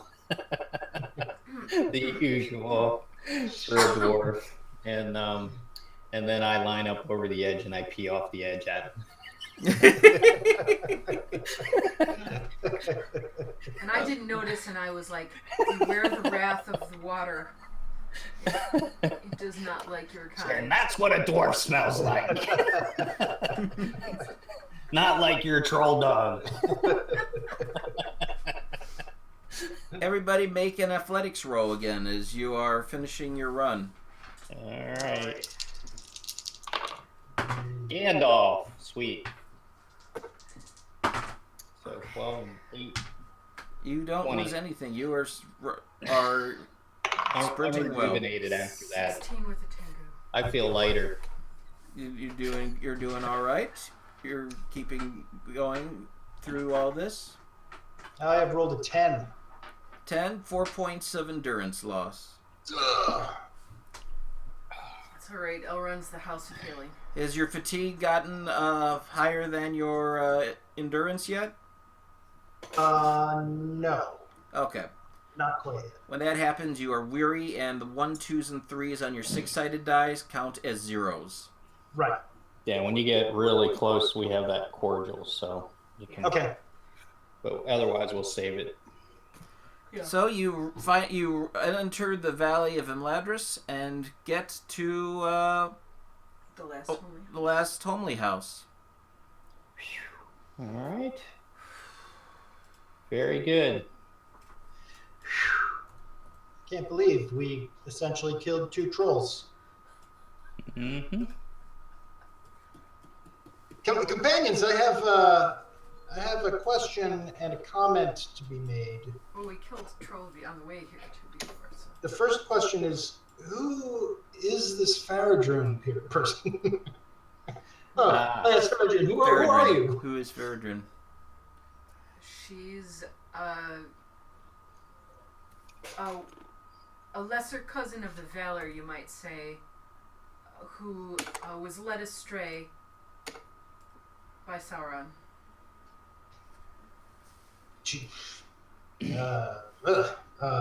Whatever an appropriate Middle Earth interjection is, I say, great Scott! I guess once we come to the Elven borders, we should probably hold and make sure Elrond's people come to us because we're traveling with her. We don't want them to believe we've been. The elves have detected the great movement of trolls, and as you are going through the valley in there and peeing at the trolls on the top, Suddenly, a slew of arrows strikes them from behind, and a bunch of trolls come falling down into the valley and break their necks. And as they are trapped against the cleft as a battalion of elven riders charge in with swords and arrows following behind them. No flood. Very good. This time. Not this time. Okay. And the rest of the trolls flee off toward the Edenmoors again. I just want to say that Mormog said in his speech, "Oh, the people of the north have grown soft. They haven't had any sort of hardship in 1,000 years." I don't know what he's talking about. We just had a dragon destroy our city like 100 years ago, so I would count that as hardship. So that guy was full of it anyway. He deserved to die for saying that. So he did. Yeah, exactly. The servants of the enemy are always full of bravado that is not well backed by truth. I would take heart in those words. A familiar figure rides forward to the head of the company of elves that are looking down upon you from the area. And you see this figure that I have displayed up here, I believe, yes.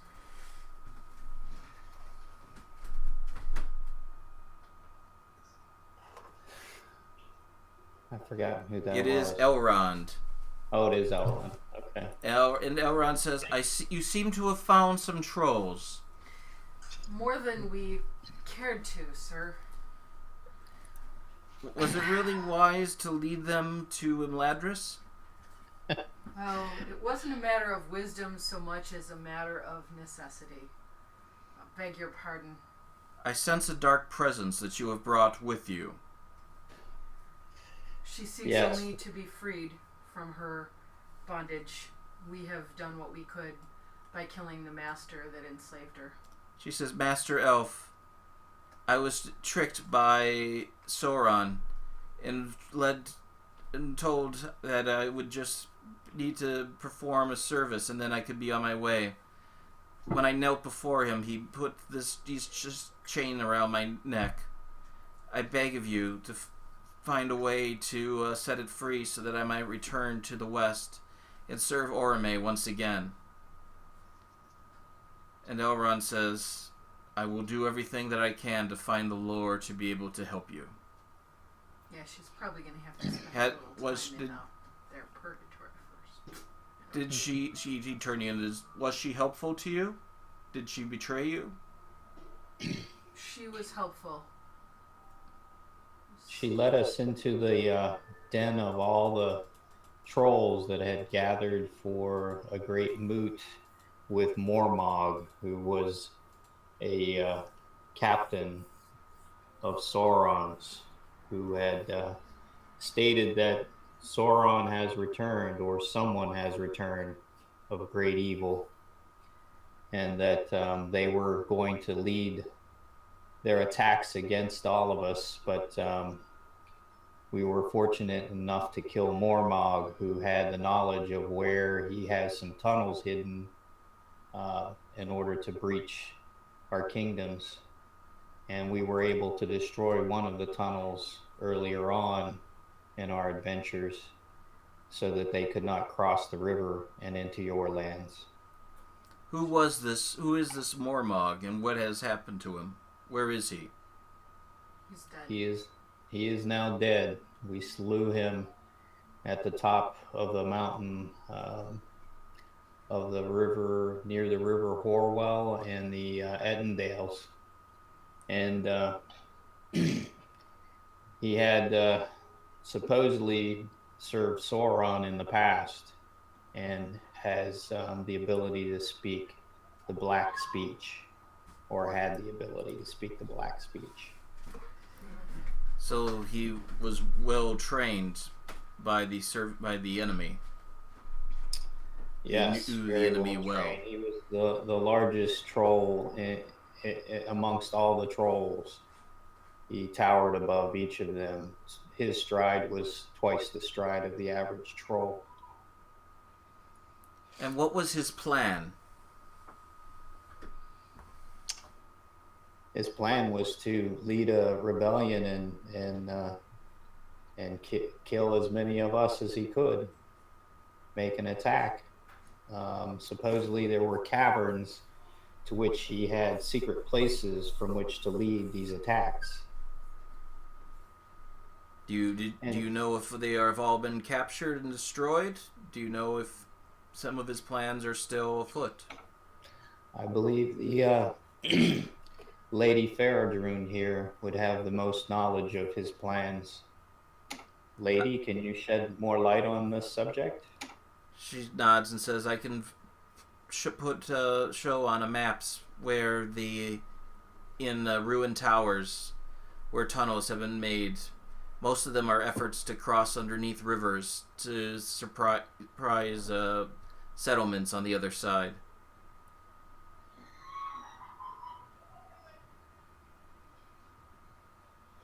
Thank you, Lady. Elrond, is there more that we can offer you in knowledge around this? I am quite disturbed by how close to home this has happened and how motivated the trolls have been, and seeing how that the men are willing to work with the trolls, it makes my heart weak to see that.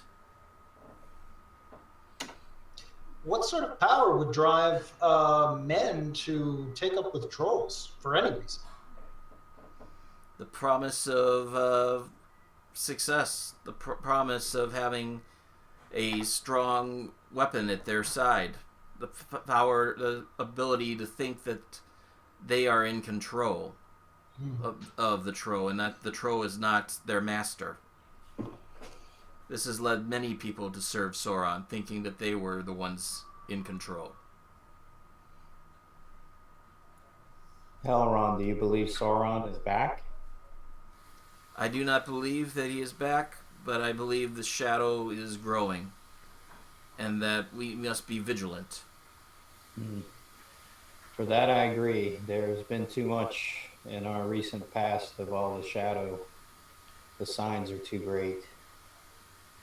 We must think of ways that we can attack it rather than to wait for it to attack us.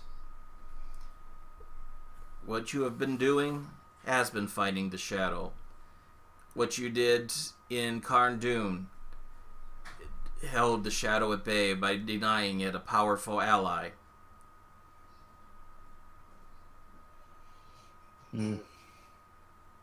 May we take rest at your home, and unfortunately we need to cleanse ourselves. Maybe pass through the waters here at the river. You may definitely rest here. I have just received word from King Thranduil that the white deer have been found in the forest of Mirkwood, and in 2 months' time he plans a hunt.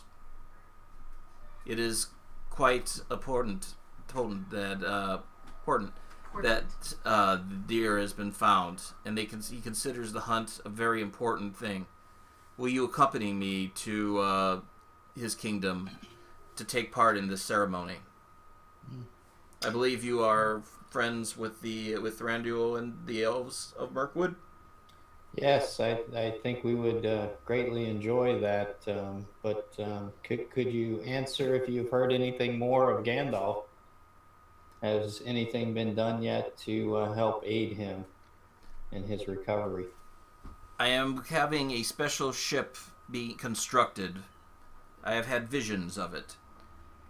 Saoin the shipwright is building it himself. Círdan the shipwright, and it will be built to carry you farther west than most mortals will ever be allowed to go. Not all the way to Valinor, of course, but to the Blessed Land, but to where I believe that the elf is under the sea is resides, who I have had visions of. Okay. And we will be happy to accompany you until the ship is ready and we sail. Absolutely. And as for the lady, And as for the lady, she did what she could. She cleared a path. She led us to the enemy to hear his plan and gave us all the passage she could. Anything else she did as a slave who must obey. She's not to be blamed for that. I do not blame her, and I will go consult the lore that I have to find a way to break this enchantment that's on her, so that she may be set free. Is the whip supposed to be helpful? Is that she? This is what bind this Okay. and her collar. What's on the collar are what binds her. So I give Mhm. it. This is. Are we still need to carry the whip for her, correct? I will carry it and be responsible for her, and try to use it to find lore about it, so that I might find a way to break its enchantment. Very good. Thank you. We can I do rest. not take kindly to holding people as slaves. And for completing this mission, you all gain 4 XP on top of everything you've gained thus far. Wow. Beautiful. Add up your points, and you are entering a fellowship phase. Mike, are you there? Yes, I'm here. Who wants to tell Mike what he's missed in the first half of the session? Sure. Eric does. Yeah, I Mike, meet Eric. Eric is our new player. He is playing Sigurd, Sigurd, yeah. the Barding. Hey, Mike, how you doing? Hey, Mark, how are you? Good. George, you want to tell? Sure, I'll tell. We went to a party. Took a Had while a to great get there. time. Took a while to get there. Had a slice of cake. We really weren't invited, so we kind of crashed it. Is it an elf party or? No, it was actually a lot of people that like to eat me. Oh, The trolls. troll party. So there was a troll moot, and over 50 trolls gathered down in a valley that we managed to make our way through with the aid of Faradroon, the I've forgotten what she is. Maya. Maya. And that we were able to make it down to listen to the speech of the captain, and the captain's name is Mormog. And the captain basically was going to gather the trolls and lead attacks into Rivendell and the other regions near where the moot was. And we were able to hide from everyone, and we almost made it out from there after we witnessed that. And unfortunately, Mormog instructed Faradroon to find us, and she revealed our location, and we ended up having to fight Mormog, and were able to successfully defeat him. They got two piercing blows almost in a row. Awesome. Yeah, it was pretty quick. So how many did you have to? Did he need 3 or 4 or what? Two takes him out. Oh, they took him out. Yeah, just 2, just like the rest of us.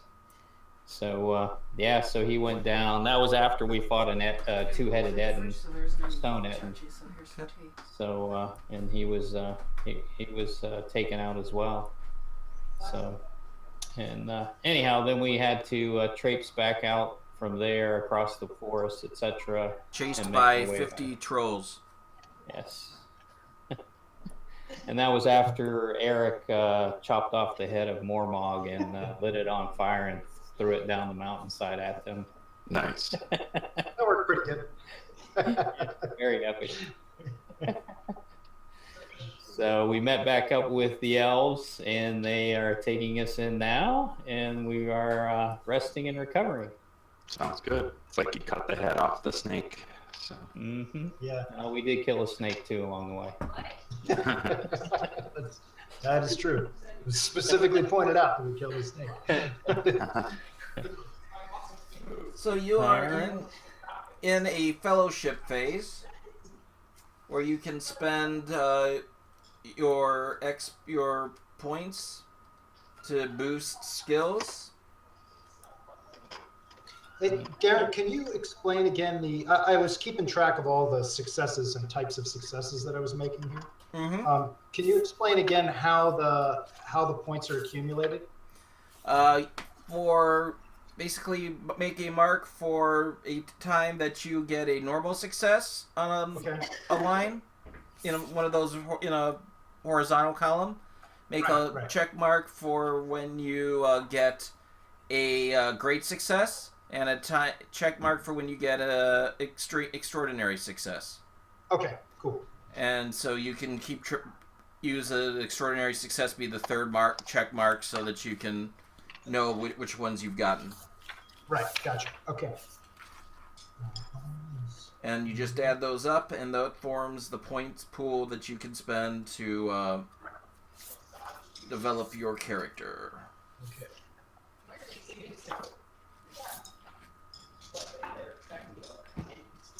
Which I always have a hard time finding in the book.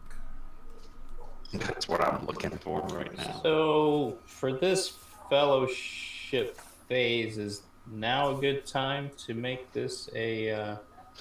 Well, I don't know if I have enough money. I think we only have 40 treasure total. Mm-hmm. I don't know if that's enough for me. Hang on.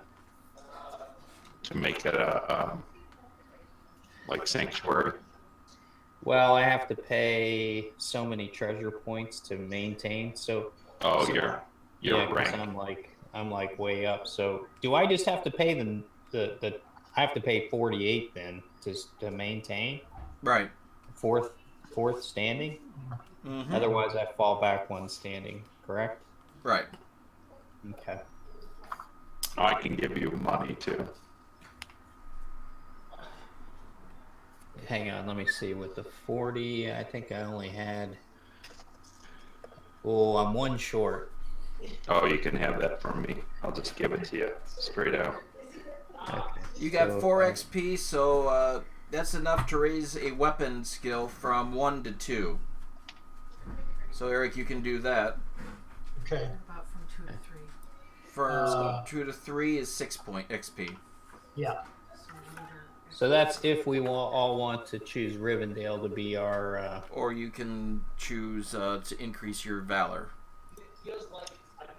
Or your wisdom to raise. My wisdom is 2 already, so it would have to be valor.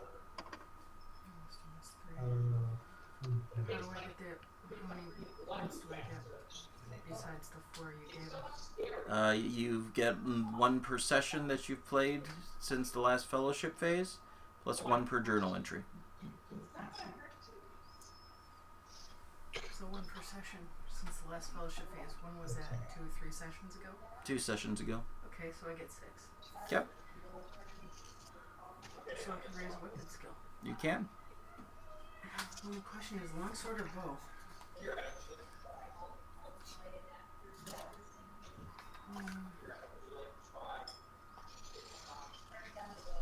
Oh, this isn't a year's end?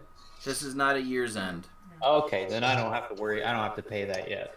I think It's I'll only do, at year's end I have to pay that, I think. using the bow is Okay. good, but I think I'll do the longsword so I can be more Okay. impressed with it. So, but we could, if we want, to make this this a new sanctuary, correct? You could. You all have to choose that. Right. So I guess that's a question if we all want to choose this as a sanctuary or use it for something else. I'm ready to choose it as a sanctuary. Yeah, I'd choose it as a sanctuary too. Sure. I mean, I got Mirkwood in here. The only other piece would be if you want to get rid of your add your points of hope. That would be the only other thing I would, since I know both of you are down pretty low. Yeah, I'm -8 on hope. So it's your call. I'm down 4, but I'm only at 7 right now. I don't know what's the hope thing with the sanctuary. We got it. How many points of hope are you down, Mary? I'm below half my original, so Yeah, I've got so 6 so points am of I. hope left. So you're at 6, I'm at 7, and you're at what? I only have 4 points of hope left. You're at 4, yeah. You're in danger We may of causing madness there. Yeah, you may want to just raise your hope. Yeah. So that completely goes back up all the way, or You have to either craft or roll a song roll with a TN of 14. No, I think he's having some internet. Oh, okay. oh, okay. Or should I do And, both? Then I would do it. I'll do a song. And if you get 2 points for a success, 4 points for a great success, and 6 points for an extraordinary. Okay. Probably longsword. Good. Well, then that's a good choice. So this is opening new sanctuary in the course of your exploration. It makes it where this is a place that you can come to during your fellowship phases to heal and to do stuff. Yeah. So that makes this a nice place to be. And I've gone up on my longsword. Yep. Dang it, what page was that? Alright, so... Right. So were we raising hope then? Is that what we're planning on doing? Or I know everyone wants to do Rivendell, but I think everybody was talking about Rivendell. Yeah. Eric, Okay. what do you think? Yeah, I'm fine with Rivendell. I'm far from home, so You need a sanctuary somewhere for I home, think right? that's exactly my point. I do need a sanctuary. Awesome. But now, does my standing go down if I'm at any sanctuary or just Erebor? I have to be in Erebor. You have to, at year's end, be in your place. Okay, alright. So, I'm okay foregoing hope, but I'm only down 4 points, so... But if you think you need your hope back, and I think probably, Mike, you probably do.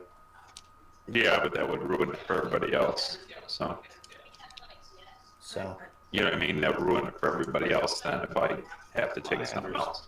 yeah, I understand, but I mean, So that's fine. I just won't use hope anymore. okay. It won't be as effective until we get another fellowship phase. Okay. Right. Alright. He can choose to do a task to raise his hope, or everybody to get collectively can work to make this a sanctuary. And doesn't a sanctuary help you repair your hope a little at a time? It is a safe place that you can go to without invitation and recover hope and do activities and things. You don't have to be invited to stay there. Right. It's Alright, I'm asking you a simple question.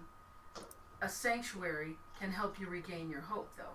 you can regain hope at a sanctuary. Okay. Yes. So it's not a total, okay, I can't get any hope, raise my hope at all with this, but you have to be at the Next sanctuary. turn, next time Next we time come around. back Next here. time you're around. Next time Well, we come you know, I back, mean, because it's not our sanctuary yet until we Right. use this phase to do it. Mm. And also, Mary, for how many skill points do you have that you have check marks for? How many check marks or just how many skills? How many skills do you have check marks for? How many 1, 2, check marks for? 3, 4 different skills. I've got a lot of check marks. How many check marks? 1, 2, 3, 4, 5, 6, 7, 8, 9, 10, 11, 12. So you can sort of raise it. Here's the chart for how to raise Page your. 195 in my book. Yeah, I've got a different book. I have the 2-book version. The second one that was printed, you're saying? No, I have the first one. Oh, nice. This is not helping me. Just tell me what. If you're wanting to go from 2 to 3, it costs you 3 points. If you want to go to 3 to 4, it costs you 4 points. Are you saying I have 12 because of this? I have 12 points? You have 12 points to spend to boost your skills. Okay. And Which, not battles, but not your weapon skills. Right, I already did that. Right. Yeah. Any of your skills, any of your normal skills. Okay.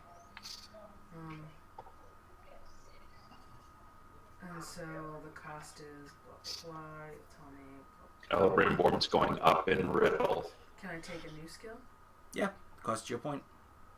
What if I want to go to 2? Can I go 2 to points. 2 right away? No. No. Okay. Well then, there you go. All right.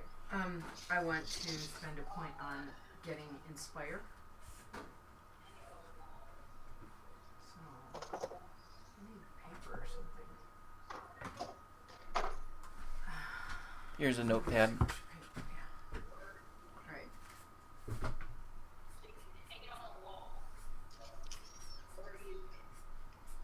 All right. So, 1 for Inspire.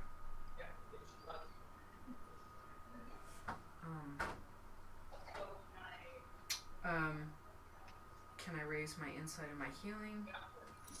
Yeah. They're each 1.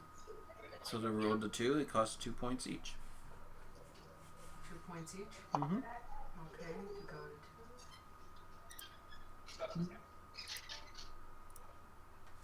So that's 3 left.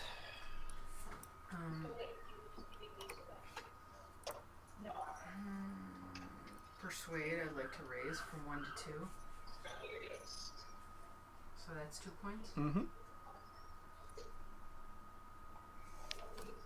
So I can do all these? Yeah. As long as you have just as long as you have those 12 points. Yep. Well, I've got 7 left.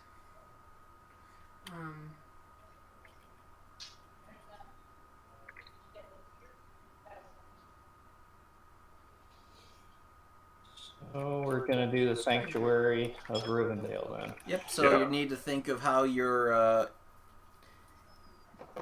enduring yourself to the people of Rivendell to become welcome here.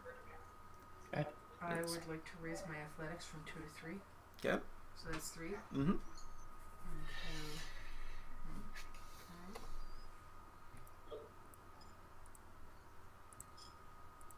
And I would like to raise my lore from 2 to 3. Okay. So that's 2 more? That's Or 3. Okay.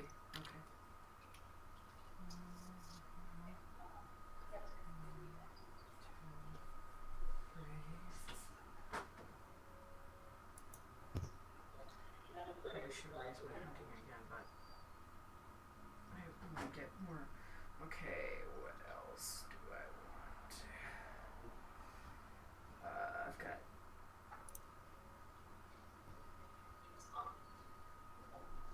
Well, I just have 1 point. I could save it, or I could. What's craft? Craft is like tunneling, mining, woodworking, Huh. Whittling, farming. making a fire. That's basic. no, That's that's a lot. like survival. This is a trained vocational skill.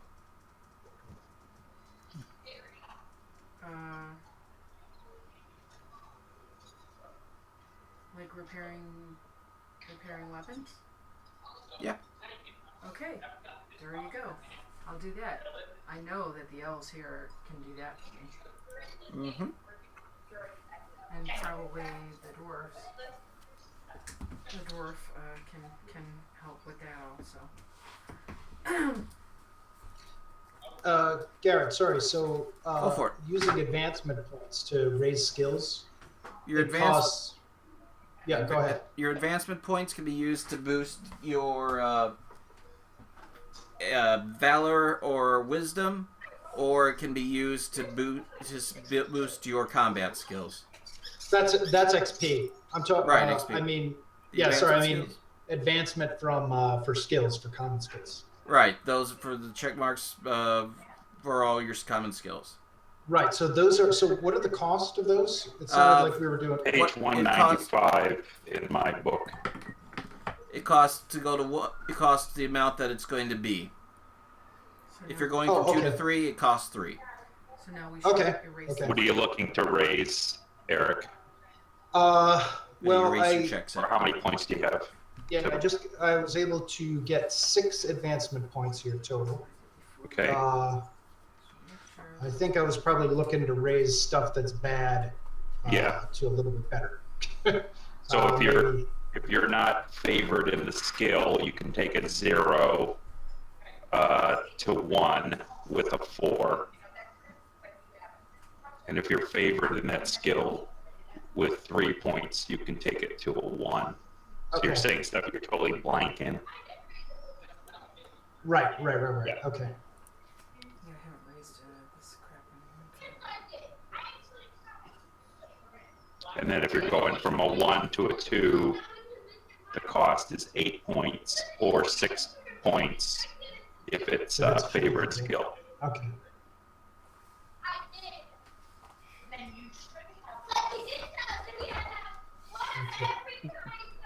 I am going to put a point in athletics for 4.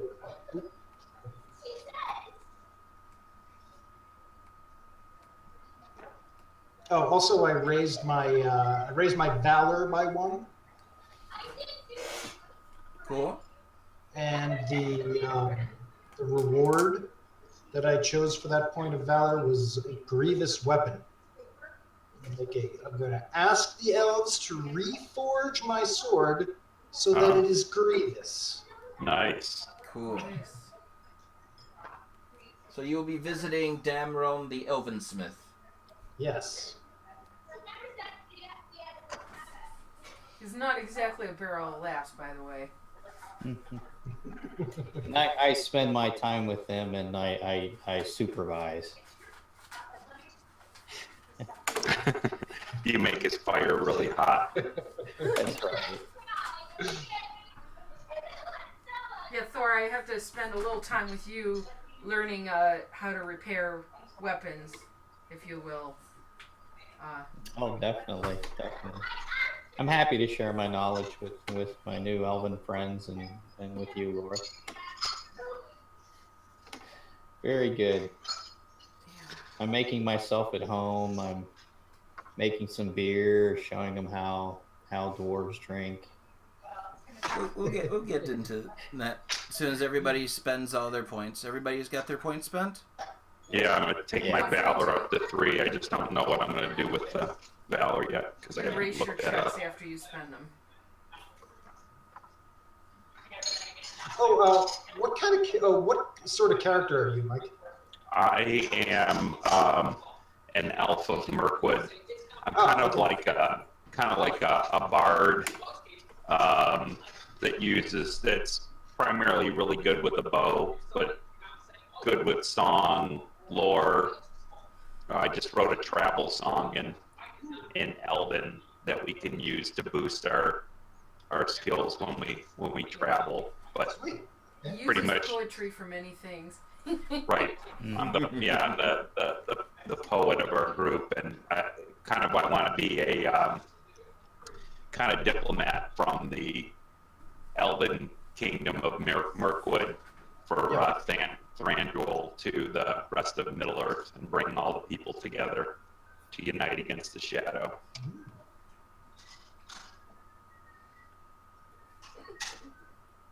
Pretty boy.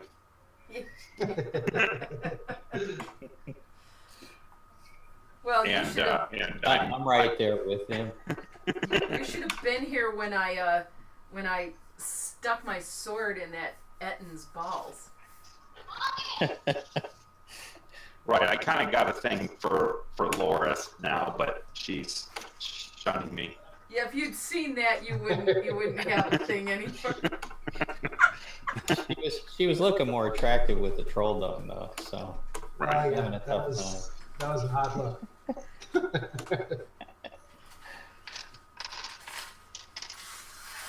All right. Who wants to go first? To tell about your time in Rivendell and what you've done to justify Yeah. the skill raises that you've done, as well as what you did to endure yourself to the people of Rivendell. Very good. So I thoroughly enjoyed my time with the elves in Rivendell. I did spend time with the remaking of the sword and basically sharing some of my talent of fire making to make the fires even hotter than what they normally would see, so they could appreciate dwarven made goods as well. Dameron was a little bit snippy with you at first as you were touching his stuff and did not account for it, but you got a little bit of respect out of it by him not complaining as you are working your way through his shop helping him out, which is the highest of respect you probably can get from him. Mm-hmm. And then I also worked on my song as well, so I spent time singing at the forge with him, so that even made it even brighter to bring that into the elf world.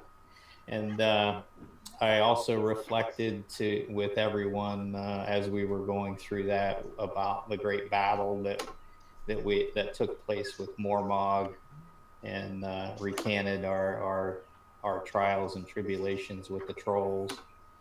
And I took the time to reflect. I engaged with a couple of the younger elves, and they took me out into the woods and helped show me how to walk through the woods more quietly. So I improved my stealthing capabilities. And that was really all I had time to do. It took a long time to teach a dwarf how to walk quietly through the woods. Okay. Okay. Ella Brimborn? I pretty much just spent time, I built up on my riddle and valor, so I just try to spend time building a kinship between telling people about all the lore and stuff of Mirkwood, and learn new songs and stuff of Rivendell, and learn the stories of Bilbo and the dwarves and stuff like that, since they had come through there, and try to get some nuances and details of what occurred since I have met them in the past, but try to get funny background stories and stuff that happened while they were visiting there, what the elves thought of them.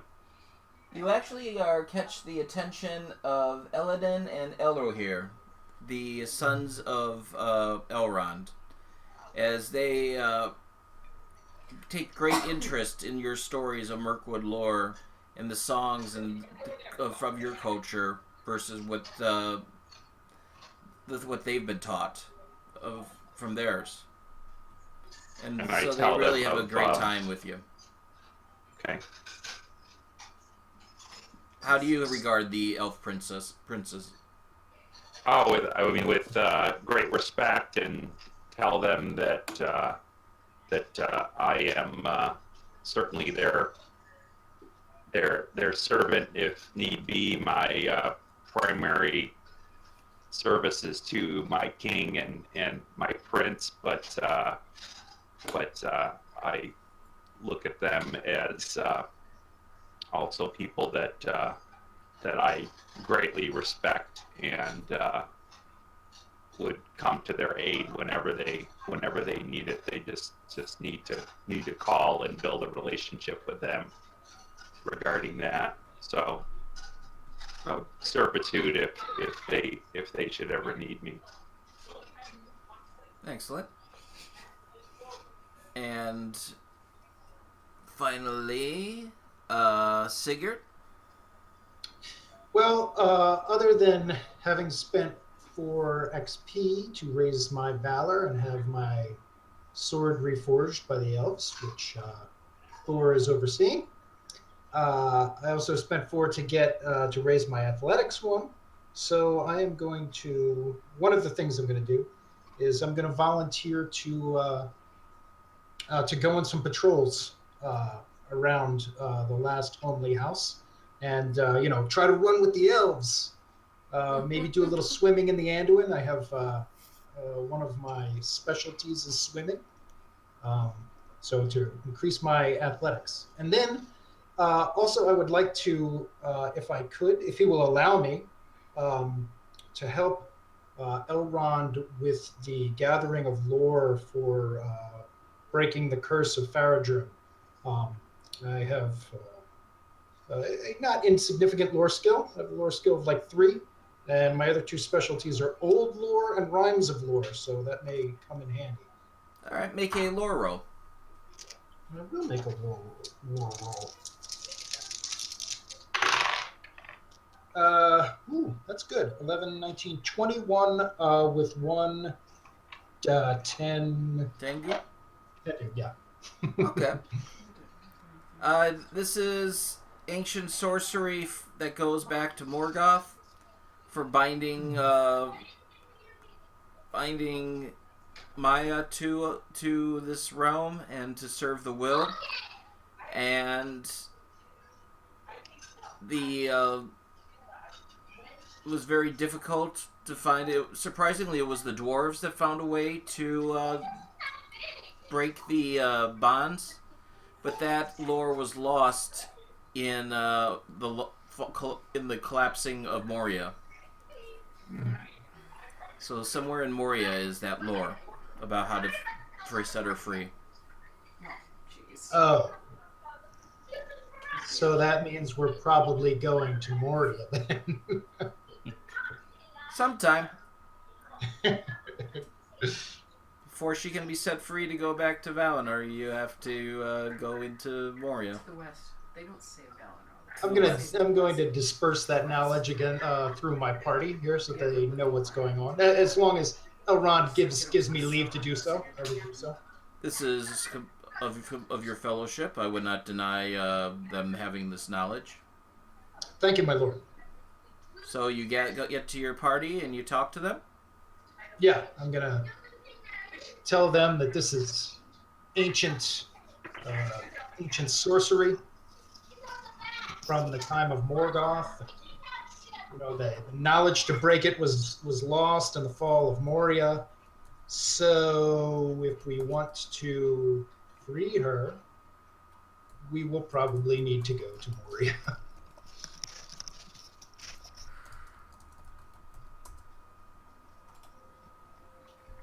What say you, fellowship, company of the whiskey drinking bear? Which you haven't explained to your newest member about your name yet. Mm-hmm. I don't remember. About whose name? About Mike's name? No, the name of your fellowship is the company of the whiskey drinking bear. First session. Yeah. Oh, So there's I didn't have any idea about that either. right. There's a story or poem that basically goes back to when we first meet. I'm trying to look it up. Yeah, we met outside of the old Ford Road, I believe. Mm-hmm.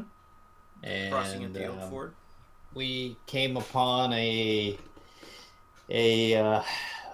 traveling circus, basically, and one of the participants was a fellow who had a bear, a dancing bear, and he would get the dancing bear very drunk, and so the bear basically reared up and attacked either some people nearby or his master. It attacked his master. Yeah, his master. And we intervened on the bear's behalf to keep the bear safe. And the owner of the bear was not happy with us, and he ended up slaying him and freeing the bear, and so formed our whiskey drinking bear. It's the name of our fellowship. I guess Yeah, if so you, if you want to listen to the so that we'll do the You found dancing whiskey drinking bear. Yeah. So it's now let me sing you a tale of a bear that would drink no ale. The charlatan would make the bear dance and cheat the common folk of the ford of games of chance. Thor and Baltic declared, "Let that bear free," and the charlatan said, "Only if you gamble with me." It was Togo who discovered his false tricks of cheating Lady Luck and beating the bear with sticks. Then by chance, a lit firework began to fly. The whiskey-drinking bear swatted away from his eye. Then into the toy maker's wain did it lie, starting him on fire as it began to cry, "Save my wain, save my life, my toys, for there will be naught for to give to the girls and boys." The ruffian of the charlatan threw whiskey on the fire to assure the toy maker's funeral pyre. Otberk and Baldic quenched the blaze as Ash, Thor, and Togo gave to the villain's chase. The bear did his part by drinking the whiskey from a master so cruel. Then the bear danced with delight as he joined drunk into the fight. He hugged his master and tore him asunder. No longer would his evil master plunder. And the bear departed free, full of spirit. As he left, he said, and I can still hear it, "Leave me a draught of whiskey at your door. Gratefully I'll drink it and protect you evermore." Now let this be a lesson to those who corrupt nature's blessing. For if the bear hears of your evil ways, he may dance and shorten your days. Now let me hear a tale of the bear that would drink no ale. That's the company of whiskey and drink bear. So that's what we're formed over. that's good. That's great. Mike actually writes the songs. What about me? Yep, and let's go to Lorith for telling about your time here in Rivendell. Well, after I rest a little and, have a calm ale here and there in the afternoon and a smoke at night, in the out air and blowing smoke rings, because that's one of my things, on occasion. It's not a big habit. I tell Sigurd, it was very impressive how you inspired us during the fight with the Etten and then cast your awe upon, and I would like to see if you can help me inspire and be more awesome. And if he has time to give me that, then he's who I'll train with for that a little bit. Absolutely. We will learn to truly inspire men, elves, and dwarves beyond their capabilities. Okay. All right. And I also spend a couple days hanging around with a really slutty elf girl who really knows how to flirt, to learn, because I noticed that she has people following her around all the time. So I'm going to help hang out with her so I can learn to up my persuasion a little, which I do. And Elrond asks why you are stalking his daughter. no, it's his daughter. So Elrond's daughter is Okay. the sluttiest girl in. It's the sluttiest girl in it's Rivendell. like no, it's one of the it's like this girl who basically spends a lot of time working in the kitchen and yet has all these nicer elves panting after her. What's her name?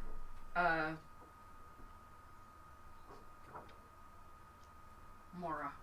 Okay. I know it's not very elven, but hey, Mora after Morrowind, blah blah blah. So, yeah. So I follow her around and I mean, I had an okay persuade, but now I have a better persuade. Because I've seen what she does. I've studied her. She might not have even understood. I mean, I didn't go up and say, teach me. I just started hanging out with her, flattering her, watching how she works it, you know, and also,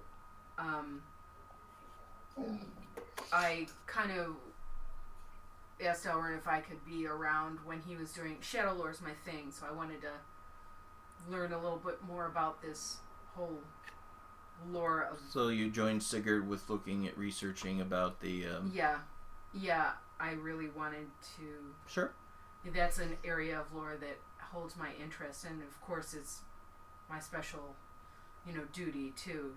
So I have. Sigurd and Lorith, make a corruption test for me, please. As you are looking into studying Shadow Lore, which is a very corrupting thing. What's the corruption? That's you're rolling your wits. Wisdom, you mean? Yes. So the number of wits is Your the wisdom. Number of Rolling your wisdom. Yeah. Yeah. Okay. So the number that's the number of 6 sides. okay. I got a Sauron. You gain 2 shadow points. Oh. You have learned things that you cannot unlearn. You have learned about necromancy and enslavement of souls. I got. He got caught with porno mags. What you get? You managed to make it through without gaining shadow points. Okay, good. And last but not least, I hang out with my bros, Eladan and Elraher. Learning a little slash and burn, Mm-hmm. And you catch them singing bits of songs that you've heard Ella Brimborn singing otherwise. Yeah, if I see Ella Brimborn while I'm hanging out with them, I'll put my arm around them. Play up a little. Lorith plays it up with you, Ella Brimborn, putting her arm around you. To Eladan and Elraher. Yeah. She puts her arms around the elf princess. All right, I think I'm gonna have to. I'm gonna have to do some shadow then. Make a corruption test. I'm not playing it that hard, just a little bit. But that I already know shadow lore, right? I already understand what's going on. Yeah. If an elf is gonna cross that kind of partition, he better know what he's getting into. He's only got a few Talking years life. on you. Yeah. We're talking life. Garbage can. Mm-hmm. Of course, he may have forgotten what to do. So That's true. he's just. Thor and Sigurd, make sir. awareness checks while you are visiting Dameron. Okay. Oh. Gandalf and a 5. I have a plain 5. Okay, you don't see it, Sigurd, but Thor, while you're working with it, you see a door that's never opened. Well, I boldly go where no dwarf has gone before. You go in, and into it you see a altar, and on the altar there is a broken sword. Ooh. I approach and inspect. How many pieces is it in? 3 pieces. 3 pieces. I can't believe they're leaving their trash around here. I take it and I throw it in the trash. I assume it's of great value. Is anyone there to speak with? Or Dameron no one comes is up there? to you and goes, "What are you doing in here?" I am just looking upon this sword. This isn't the bathroom. It appears to be broken. Does it need mended? Would you like me to try and The sword and cannot mend be should not be mended. Cannot be mended. It is Narsil, the sword that sword that's cut off the finger of Sauron. Ah, this is the great sword. These are the May shards of Narsu. May I touch it? No, you may not. It is very sharp. Very It may good. look like a worn relic, but I assure you, it has all its potency. Very good. Very good.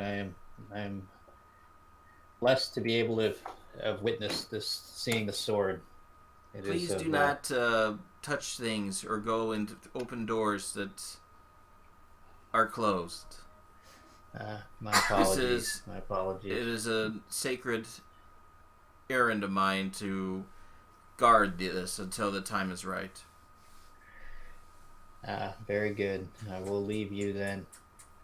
Thank you, and accept my apologies for intruding. It is accepted. Just make the forge a little bit hotter. I will do. Roger that.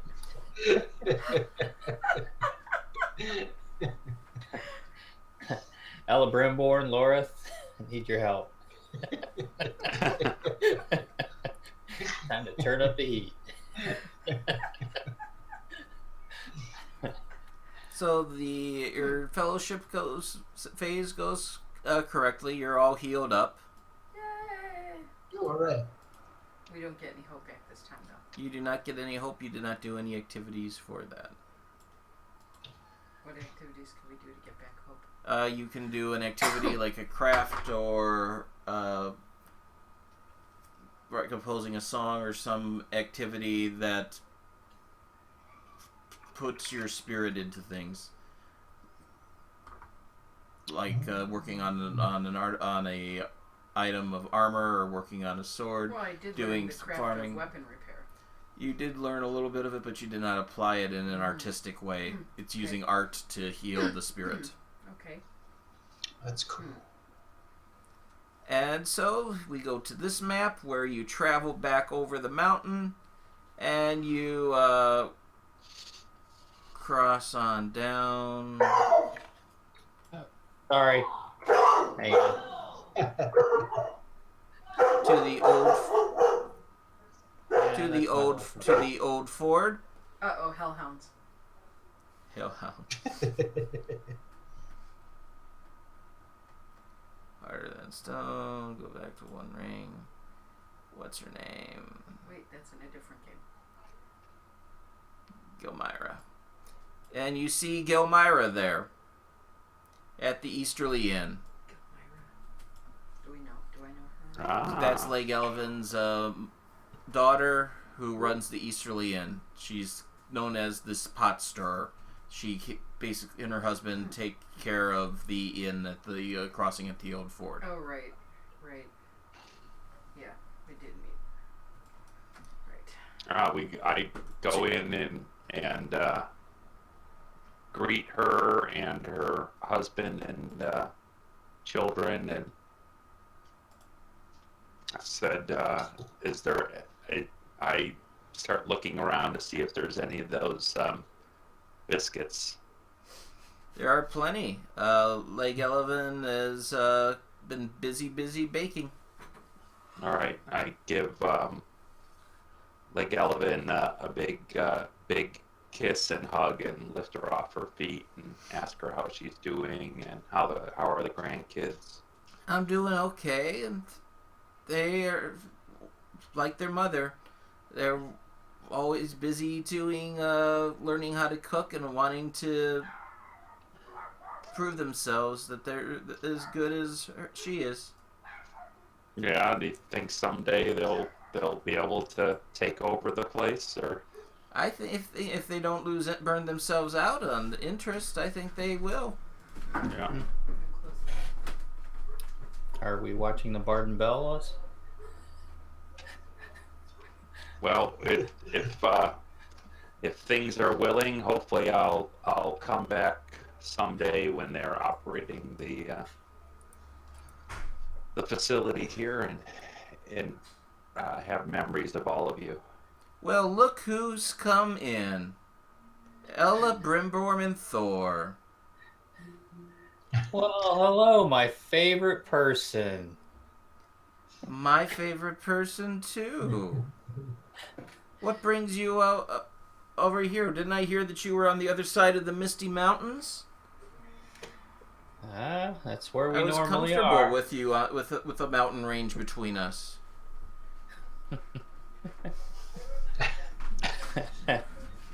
Oh, distance is so short these days. Wait, far too short when I can see you. Well, we just missed your beautiful voice, and we are my ribs are This is sticking to Petra my Dribble sticking Cup, to who my they had skin. a run-in with at in the first session and competed against at the gathering of 5 armies. Okay. So they have a competitive thing. Okay. So did you? So I'm ribs are surprised that sticking you out didn't pretty bad. attend the big to-do in Rosgobel last fall. Yeah, it was very good. Very good indeed. I hear Yeah. you weren't there. Thought we were there. You weren't at the folk meet. Remember they Oh, had, we were weren't going at the to folk send meet. No, we just invitations for helped this? to get one of Spread the the word about it. Yeah. But yeah, is this to get one of the other villages to attend. The Northern Hill folk there, whatever. so you're talking like a Middle Earth version of like The Voice or something like that? It basically.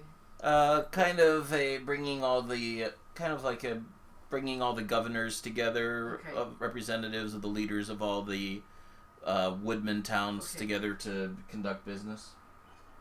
So what was the competition that he won?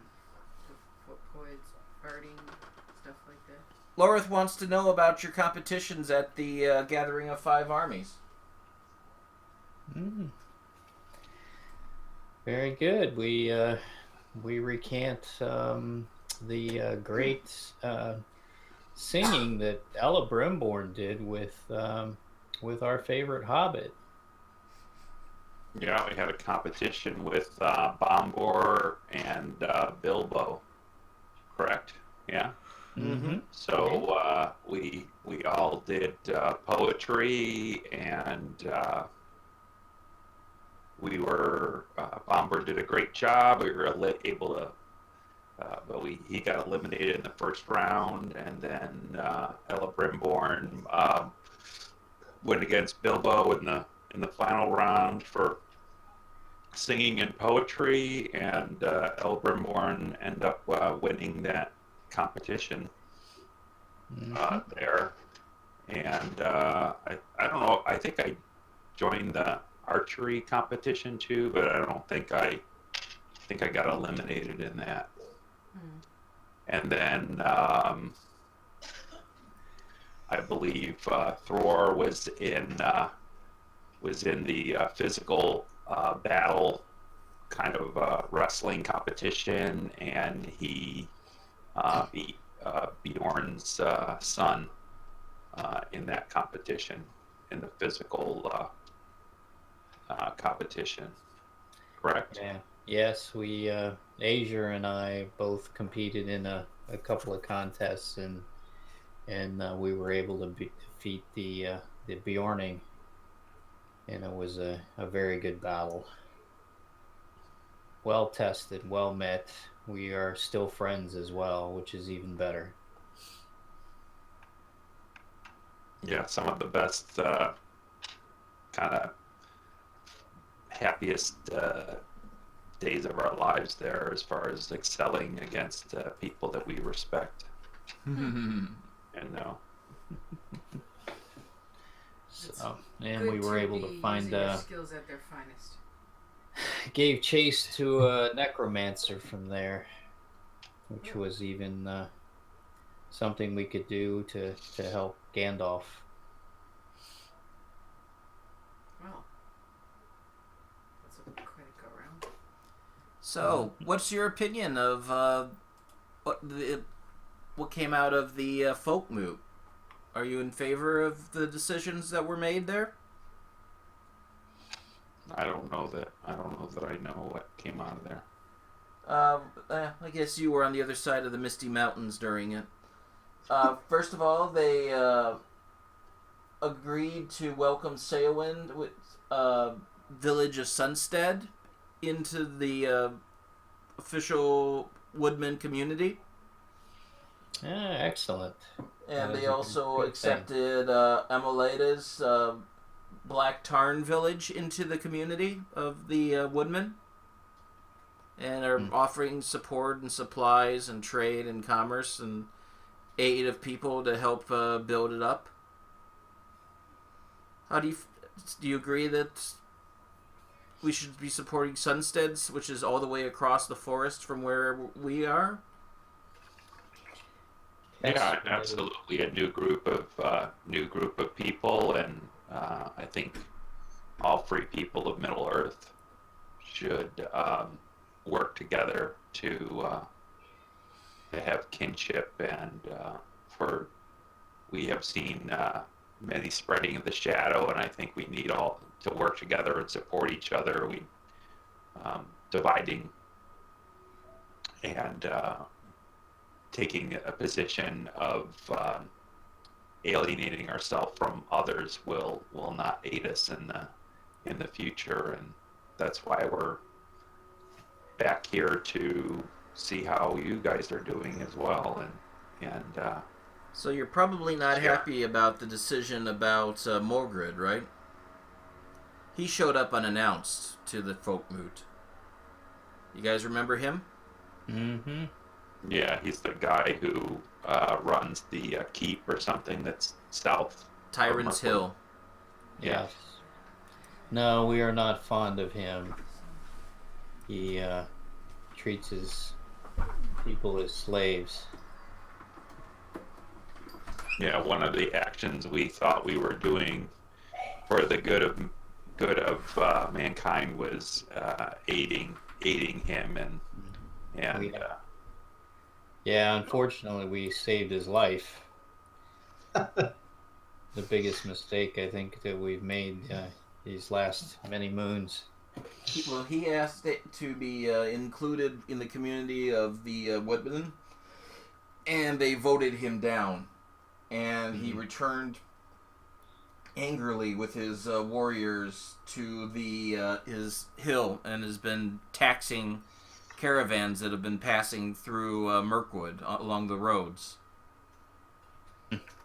well, I think that was an excellent choice of them voting him down, anyways, because we had met his people way out of their range, claiming that even before that they were taxing and raiding caravans. I think it's just a political maneuver on his standpoint. Even if he was allowed to join, he would still come up with some kind of way of basically taking from the good and free people. He would just use it to his political advantage to take advantage of everybody else. So Gilmyra says, I don't "Yeah, believe well, that he we has did tough that. soldiers. They offered to attack the orcs at Fenbridge Castle." They would Oh. not only they may or may not, and they most likely would attack anyone else who has joined into the folk moot. yeah, they're most He's- likely in league with the orcs. He's a down betrayer. there. Why He would is they a attack the betrayer. orcs if he is in league with them? He's lying. I doubt that he would truly attack them. If anything, I would expect him to embrace them. We've learned the true nature of him. People can change, but I don't believe that him sending his men out, even before the folk moot, sending his men out on the roads of Mirkwood to basically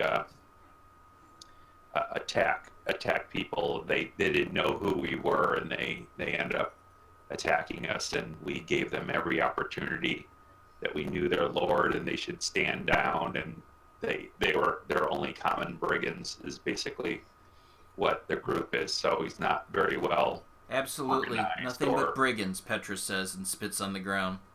Yeah. and then says sorry to Gilmyra.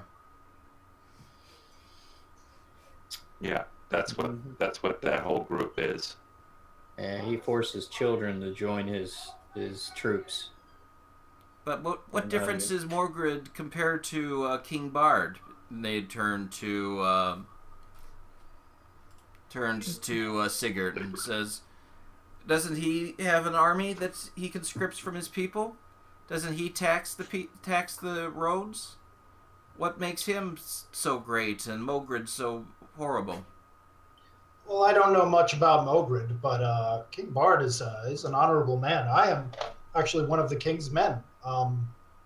They conscript an army, I suppose, but we certainly volunteer. It hasn't been so long out of memory that we had four other armies knocking on the doorstep of Dale. So we understand that it's something that we must make sacrifices for to make sure that we are a strong land, and King Bard is a strong king.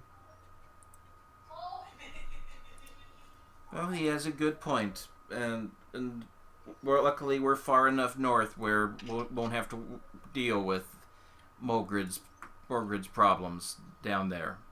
I don't know of these people you speak, but I do know that there are those who tax in order to live off the fat of the land while others go hungry, and there are those who keep tolls on the roads so that they can help keep the roads in repair and pay those who would watch the roads and keep brigands from it and keep the roads free for all to travel on and clear to travel on, I should say. Patrick's like, I don't think Morgred has any interest in maintaining the roads. No, but King Bard does.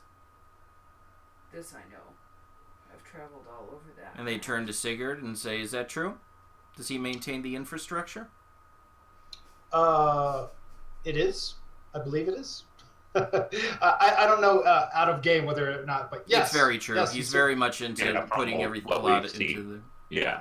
Very organized. Very much so. We also certainly get aid from our allies, the dwarves of the Lonely Mountain, and I would venture to say that the fact that we do have strong allies in another race of the dwarves would speak to the valor and wisdom of King Bard, as opposed to this Mogred fellow who doesn't sound like he has many allies or many people that admire him. I can say, you can all say that you have met at least one admirer of King Bard in his people, and that is me, Sigurd, son of Sigmund.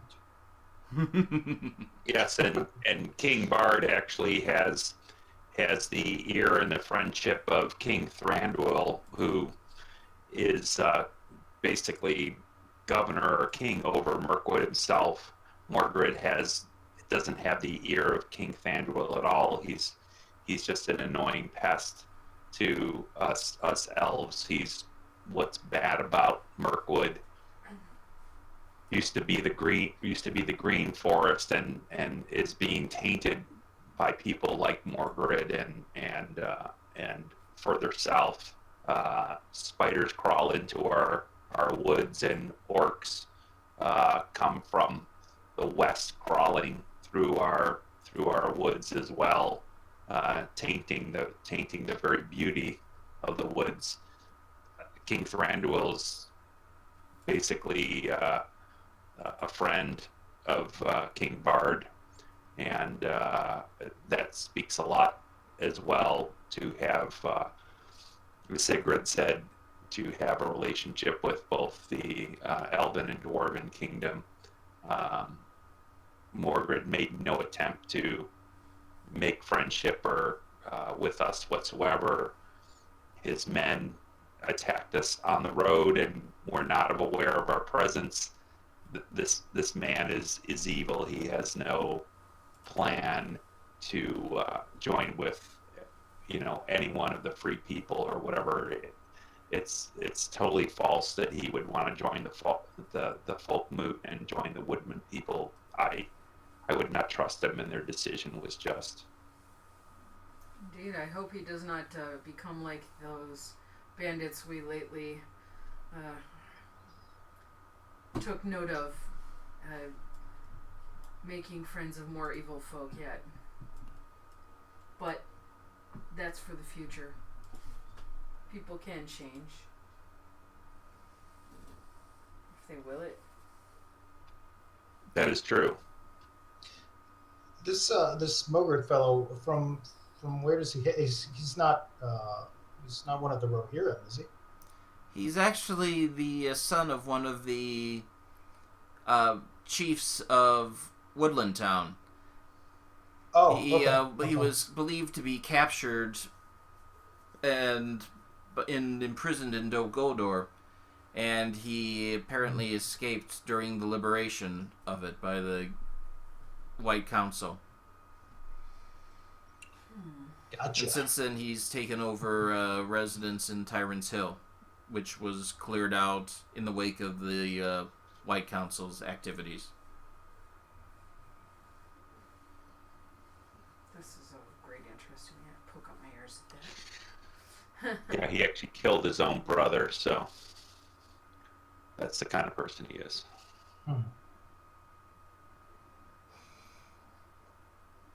His brother was a necromancer, though. Well, he didn't. I guess he gets it passed for that one then.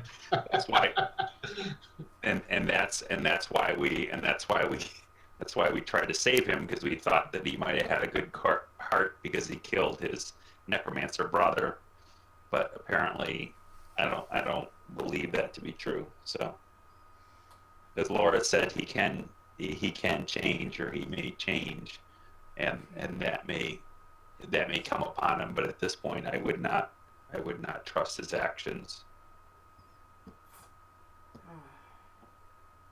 For Thror and I have seen his evil ways, and he has enslaved women and children into his service for hard labor in the face of starvation. That is no just or true Lord that would do that to his people. No, indeed.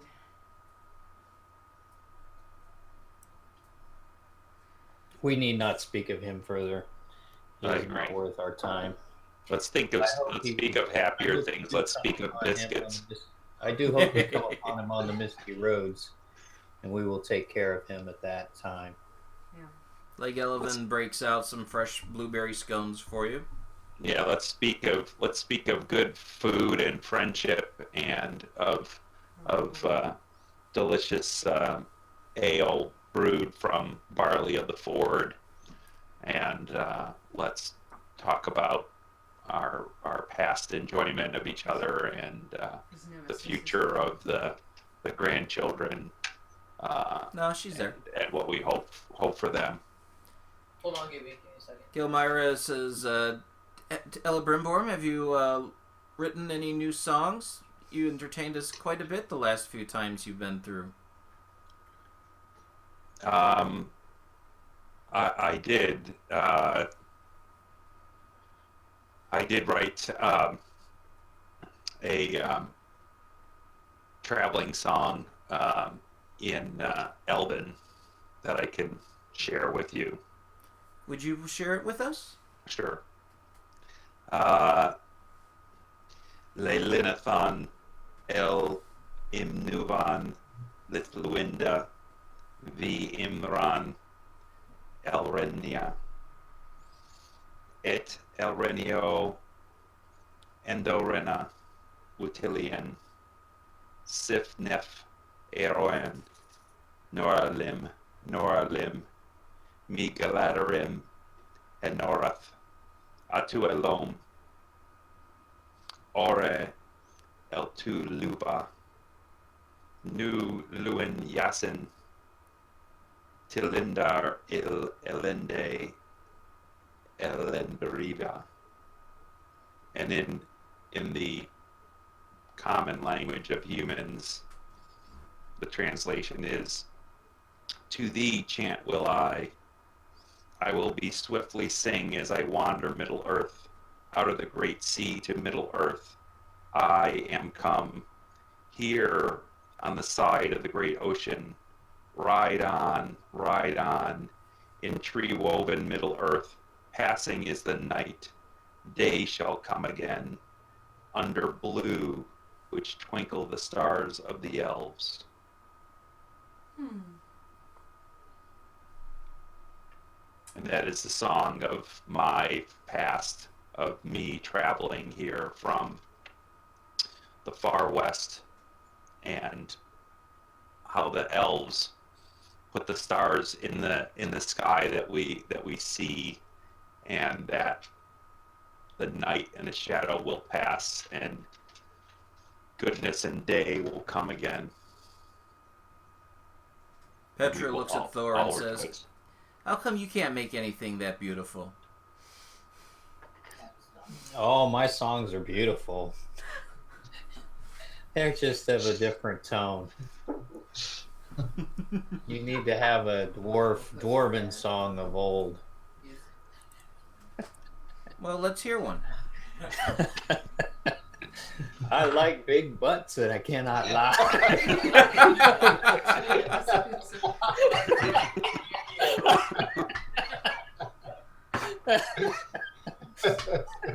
All right. 14, can I make a passable drink? The children are here. I can't sing that. Sorry. You get a passable drinking song from the Shire. Okay. Shire. You've traveled out to Bree area. Oh yeah, I come up with a it's just a couple limerick lines of a drinking song from the Shire about a farmer, his pie, and a bucket of ale, and how they all just collide really badly. I'm not gonna write it right now on the flight, but I rolled it so that I could roll your song. And I did. What'd you get? I told you. I said 14. 14. Okay. Everybody's enjoying it. The dwarves are laughing. It's funny and a little bit ribald. The Bjornings are roaring with laughter about it, and there seems to be a run on pie in the old lodge at the old ford. I'll get that bitch off his back.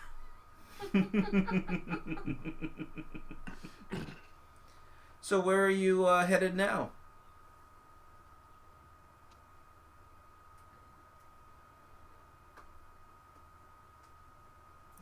We are Gelmyra.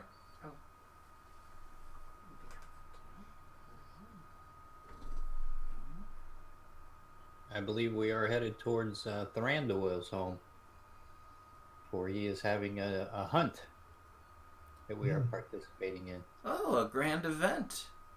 Yes. So we have some VIPs here now. Petra kind of sniffs, looks up, sticks her nose in the air, and laughs a little bit. Goes up. Obviously, King Thranduil's taste and company has dwindled.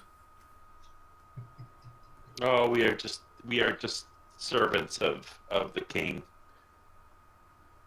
And then Elrond shows up and says, "And would you dare say that Lord Elrond's taste and company has also dwindled?" And Petra says, "No," and she kind of backs off. Odd group of people that you know, Elrond says to you guys. We make friends from all walks of life. Not met her before. It is good. It's good to keep our feet grounded and our hearts soaring at times. Yeah. There's great wisdom in that. Shall we be off? Have we eaten? Have we drunk? You have eaten, Yes. you have drunk. Okay, well, why not?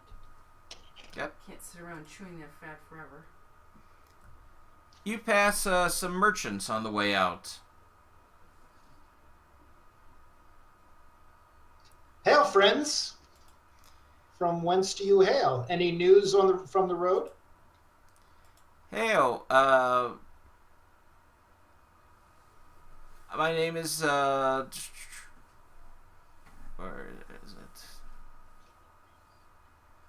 My name is Lyndon. I make games for inns.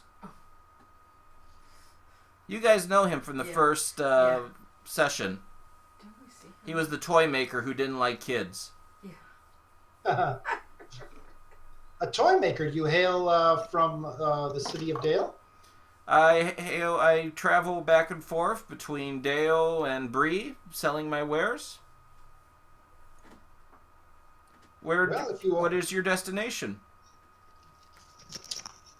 We're headed to Thranduil's halls right now. So to the north. Oh, it should be a good journey. The paths are clear. That's Danger is minimal. I had no problem getting through. That's what I like to hear. On my way to the Easterly Inn to sell this new game that I've created called Roulette. How does it work?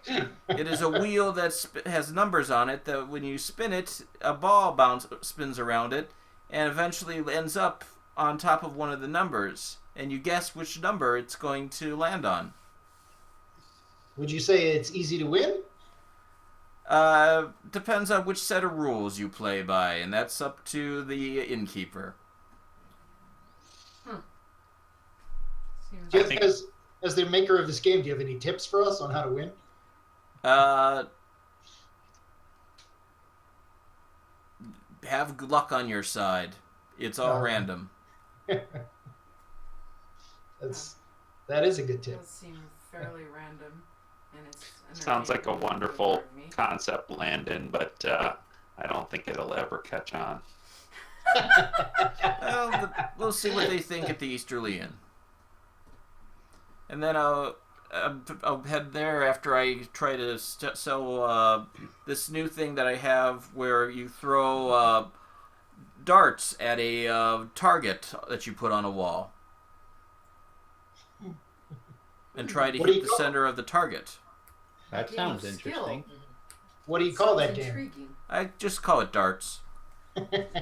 When I was young, the only toy we had was a cup that had a little ball with attached by a string, and the game was to get the ball in the cup. I made those games. I hated those.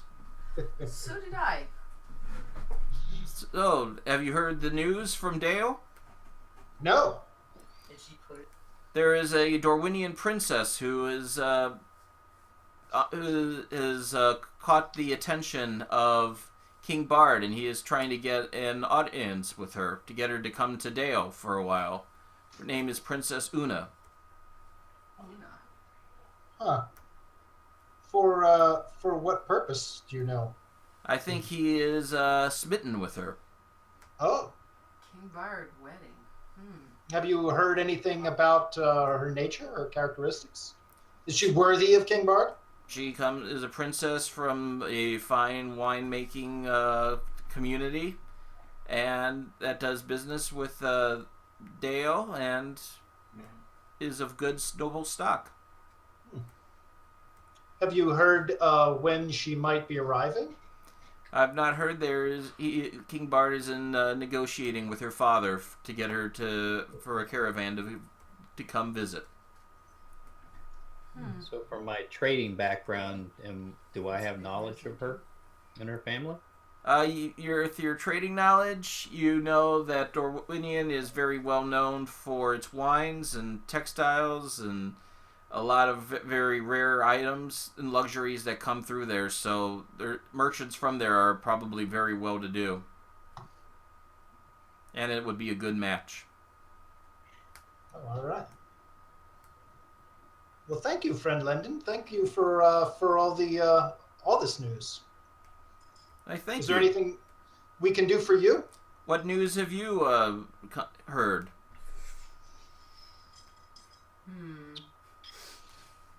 What news have we heard? Well, we heard that Morgred was refused to. Morgred from Tyrant Hill was refused at the Folkmoot to be allowed to join.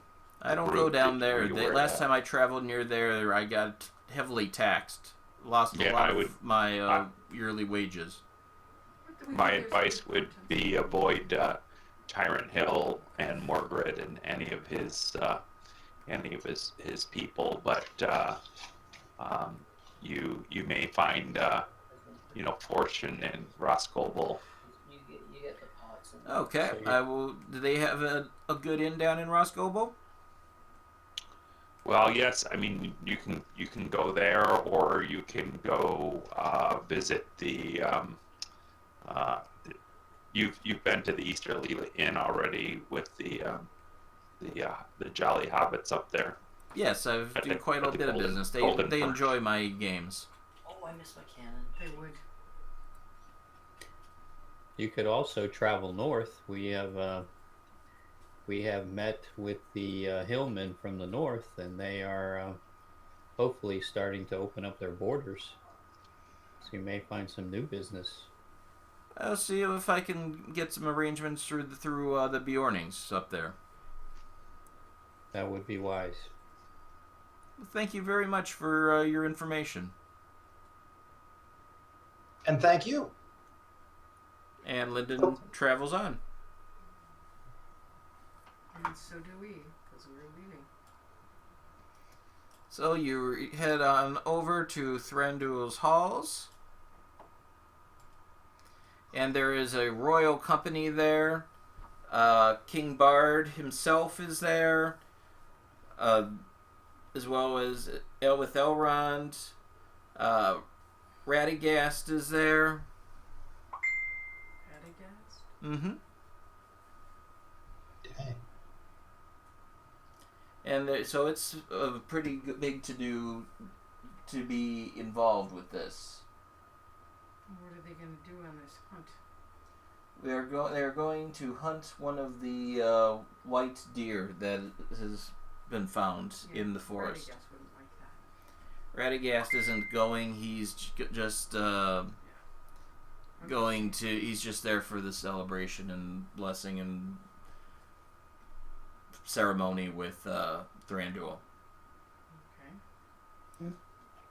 Thranduil says, "Greetings, friends. I see that you have a new companion.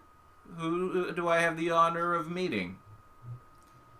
I give him a deep bow, and I say, my name is Sigurd, son of Sigmund. I am a man of Dale, one of the Bardings. Make It a is courtesy roll. An honor to meet you. Your Majesty, that's the word I'm looking for. It's a 10. It's a 10. Your friend seems very eager to please. Yes, he is. Is he one who tends to brag? I believe not, my king.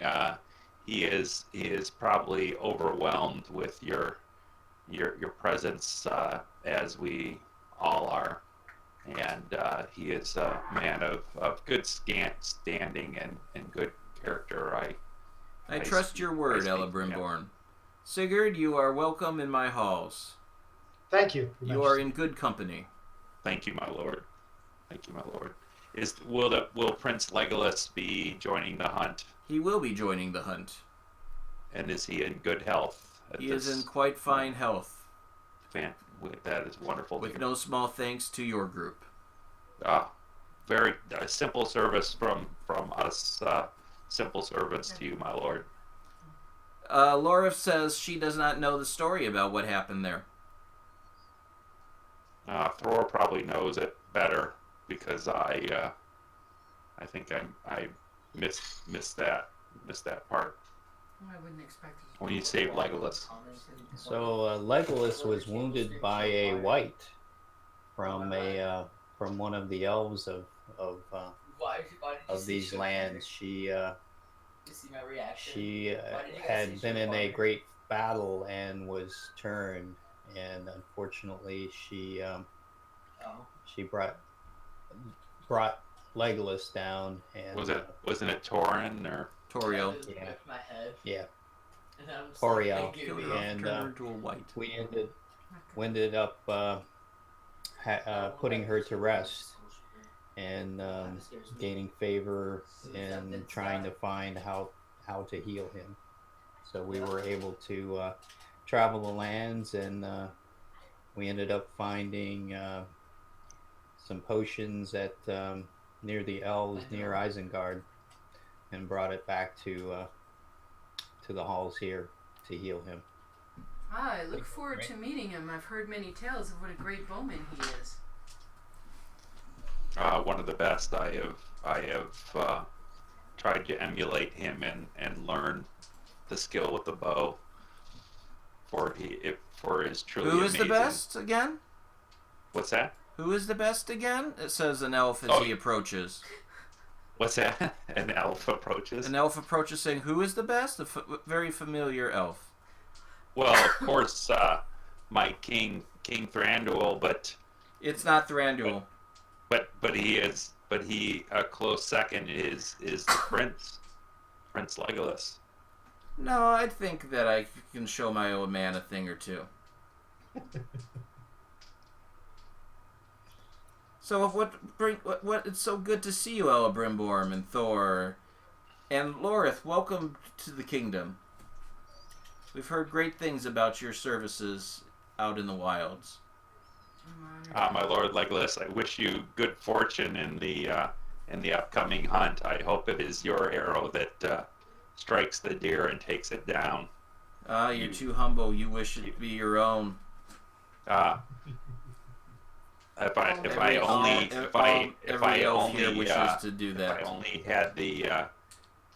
had the standing to hunt by your side.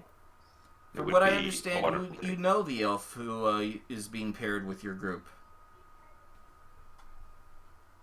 Oh, we know the elf? You know the elf who's going to go out with you. Ah. Hello, Elebrimborm.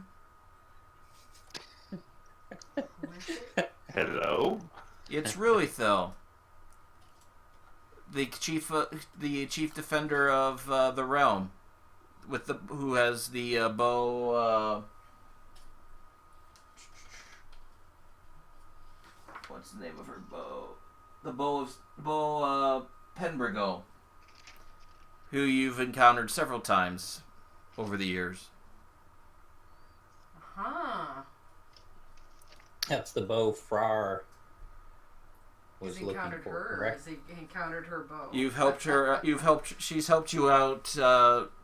With the deal with Prince Legolas and fighting the spiders.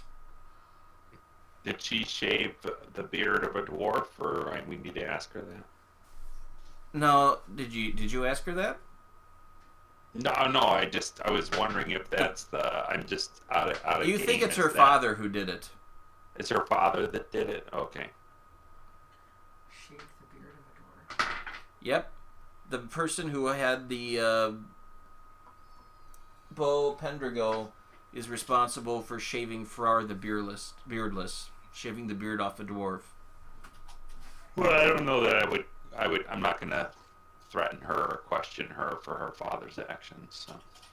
And Legolas goes, "So, really, though, are you going to be the one who follows the deer, or do you think Elebrimborm here has what it takes to bring down the white deer? Or is it going to be a dwarf?" Dang. Burn. I can bring down a stag. That's not a problem. I'm sure you just have to can. get to me. If That's you, all. If you fall on it, sure.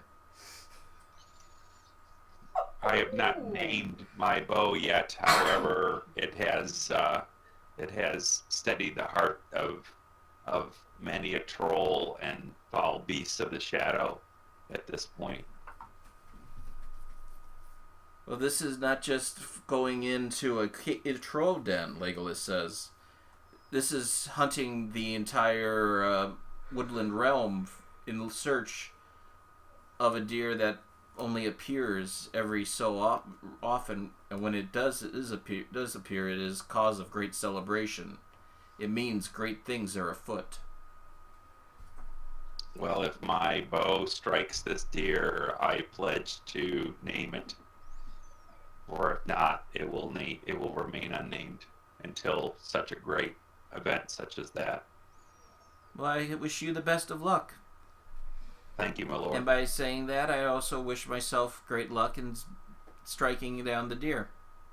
I hope you, as my patron, does take the deer down, my lord. I will rejoice. And so introduce me to your new friends. This is Sigrid of the Barding community, and Lorith. She is is she considered a ranger, elven ranger? Well, we don't say that we're rangers because that's, even though they probably know, we just say a traveler. Yes, she is a wanderer, an elven wanderer, Lorith. I'm not elven. She's not elven. Oh, you're not elf. Okay, No, you're no. human. Human? She's Dunedain. Okay. Yeah, Dunedains don't name themselves as such in just anybody, because then, we can be hunted by evil things till we're dead, Kind of like being the last Scion. Legolas looks at you and can tell what you are. Yeah, well. And goes, well, we might have to worry about this one. I believe she's probably got some skill that could put us to shame. Oh, certainly. I have... Here, have a glass of wine. Weaken those reflexes a little bit. Yes, both of our new friends are well worthy of this adventure. We are pardon my lord. very pleased and honored for you to invite us here at this time. Wine is too I, fancy. as you know, am not the greatest bowman, nor would I really want to go chasing through the woods in that way. But I am quite happy to drink this wine here. It is quite tasty. Ah, a dwarf that can appreciate wine. Now I think I have seen everything. Yes, I have grown fond of all types of wines and liquors. Well, we've seen many folk who appreciate wine. The last folk that we saw that truly appreciated wine, well, let's just say they were less than genteel.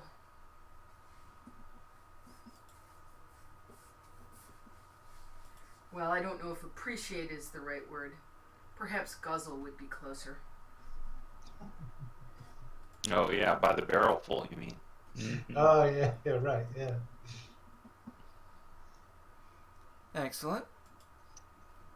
So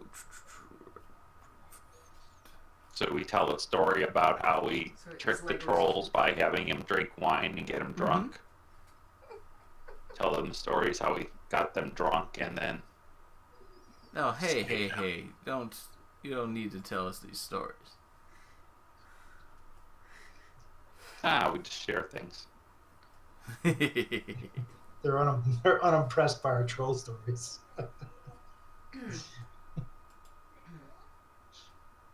So you are Rimborn, visited by Elladan, who was the bard who taught you about the dwindling squirrel songs.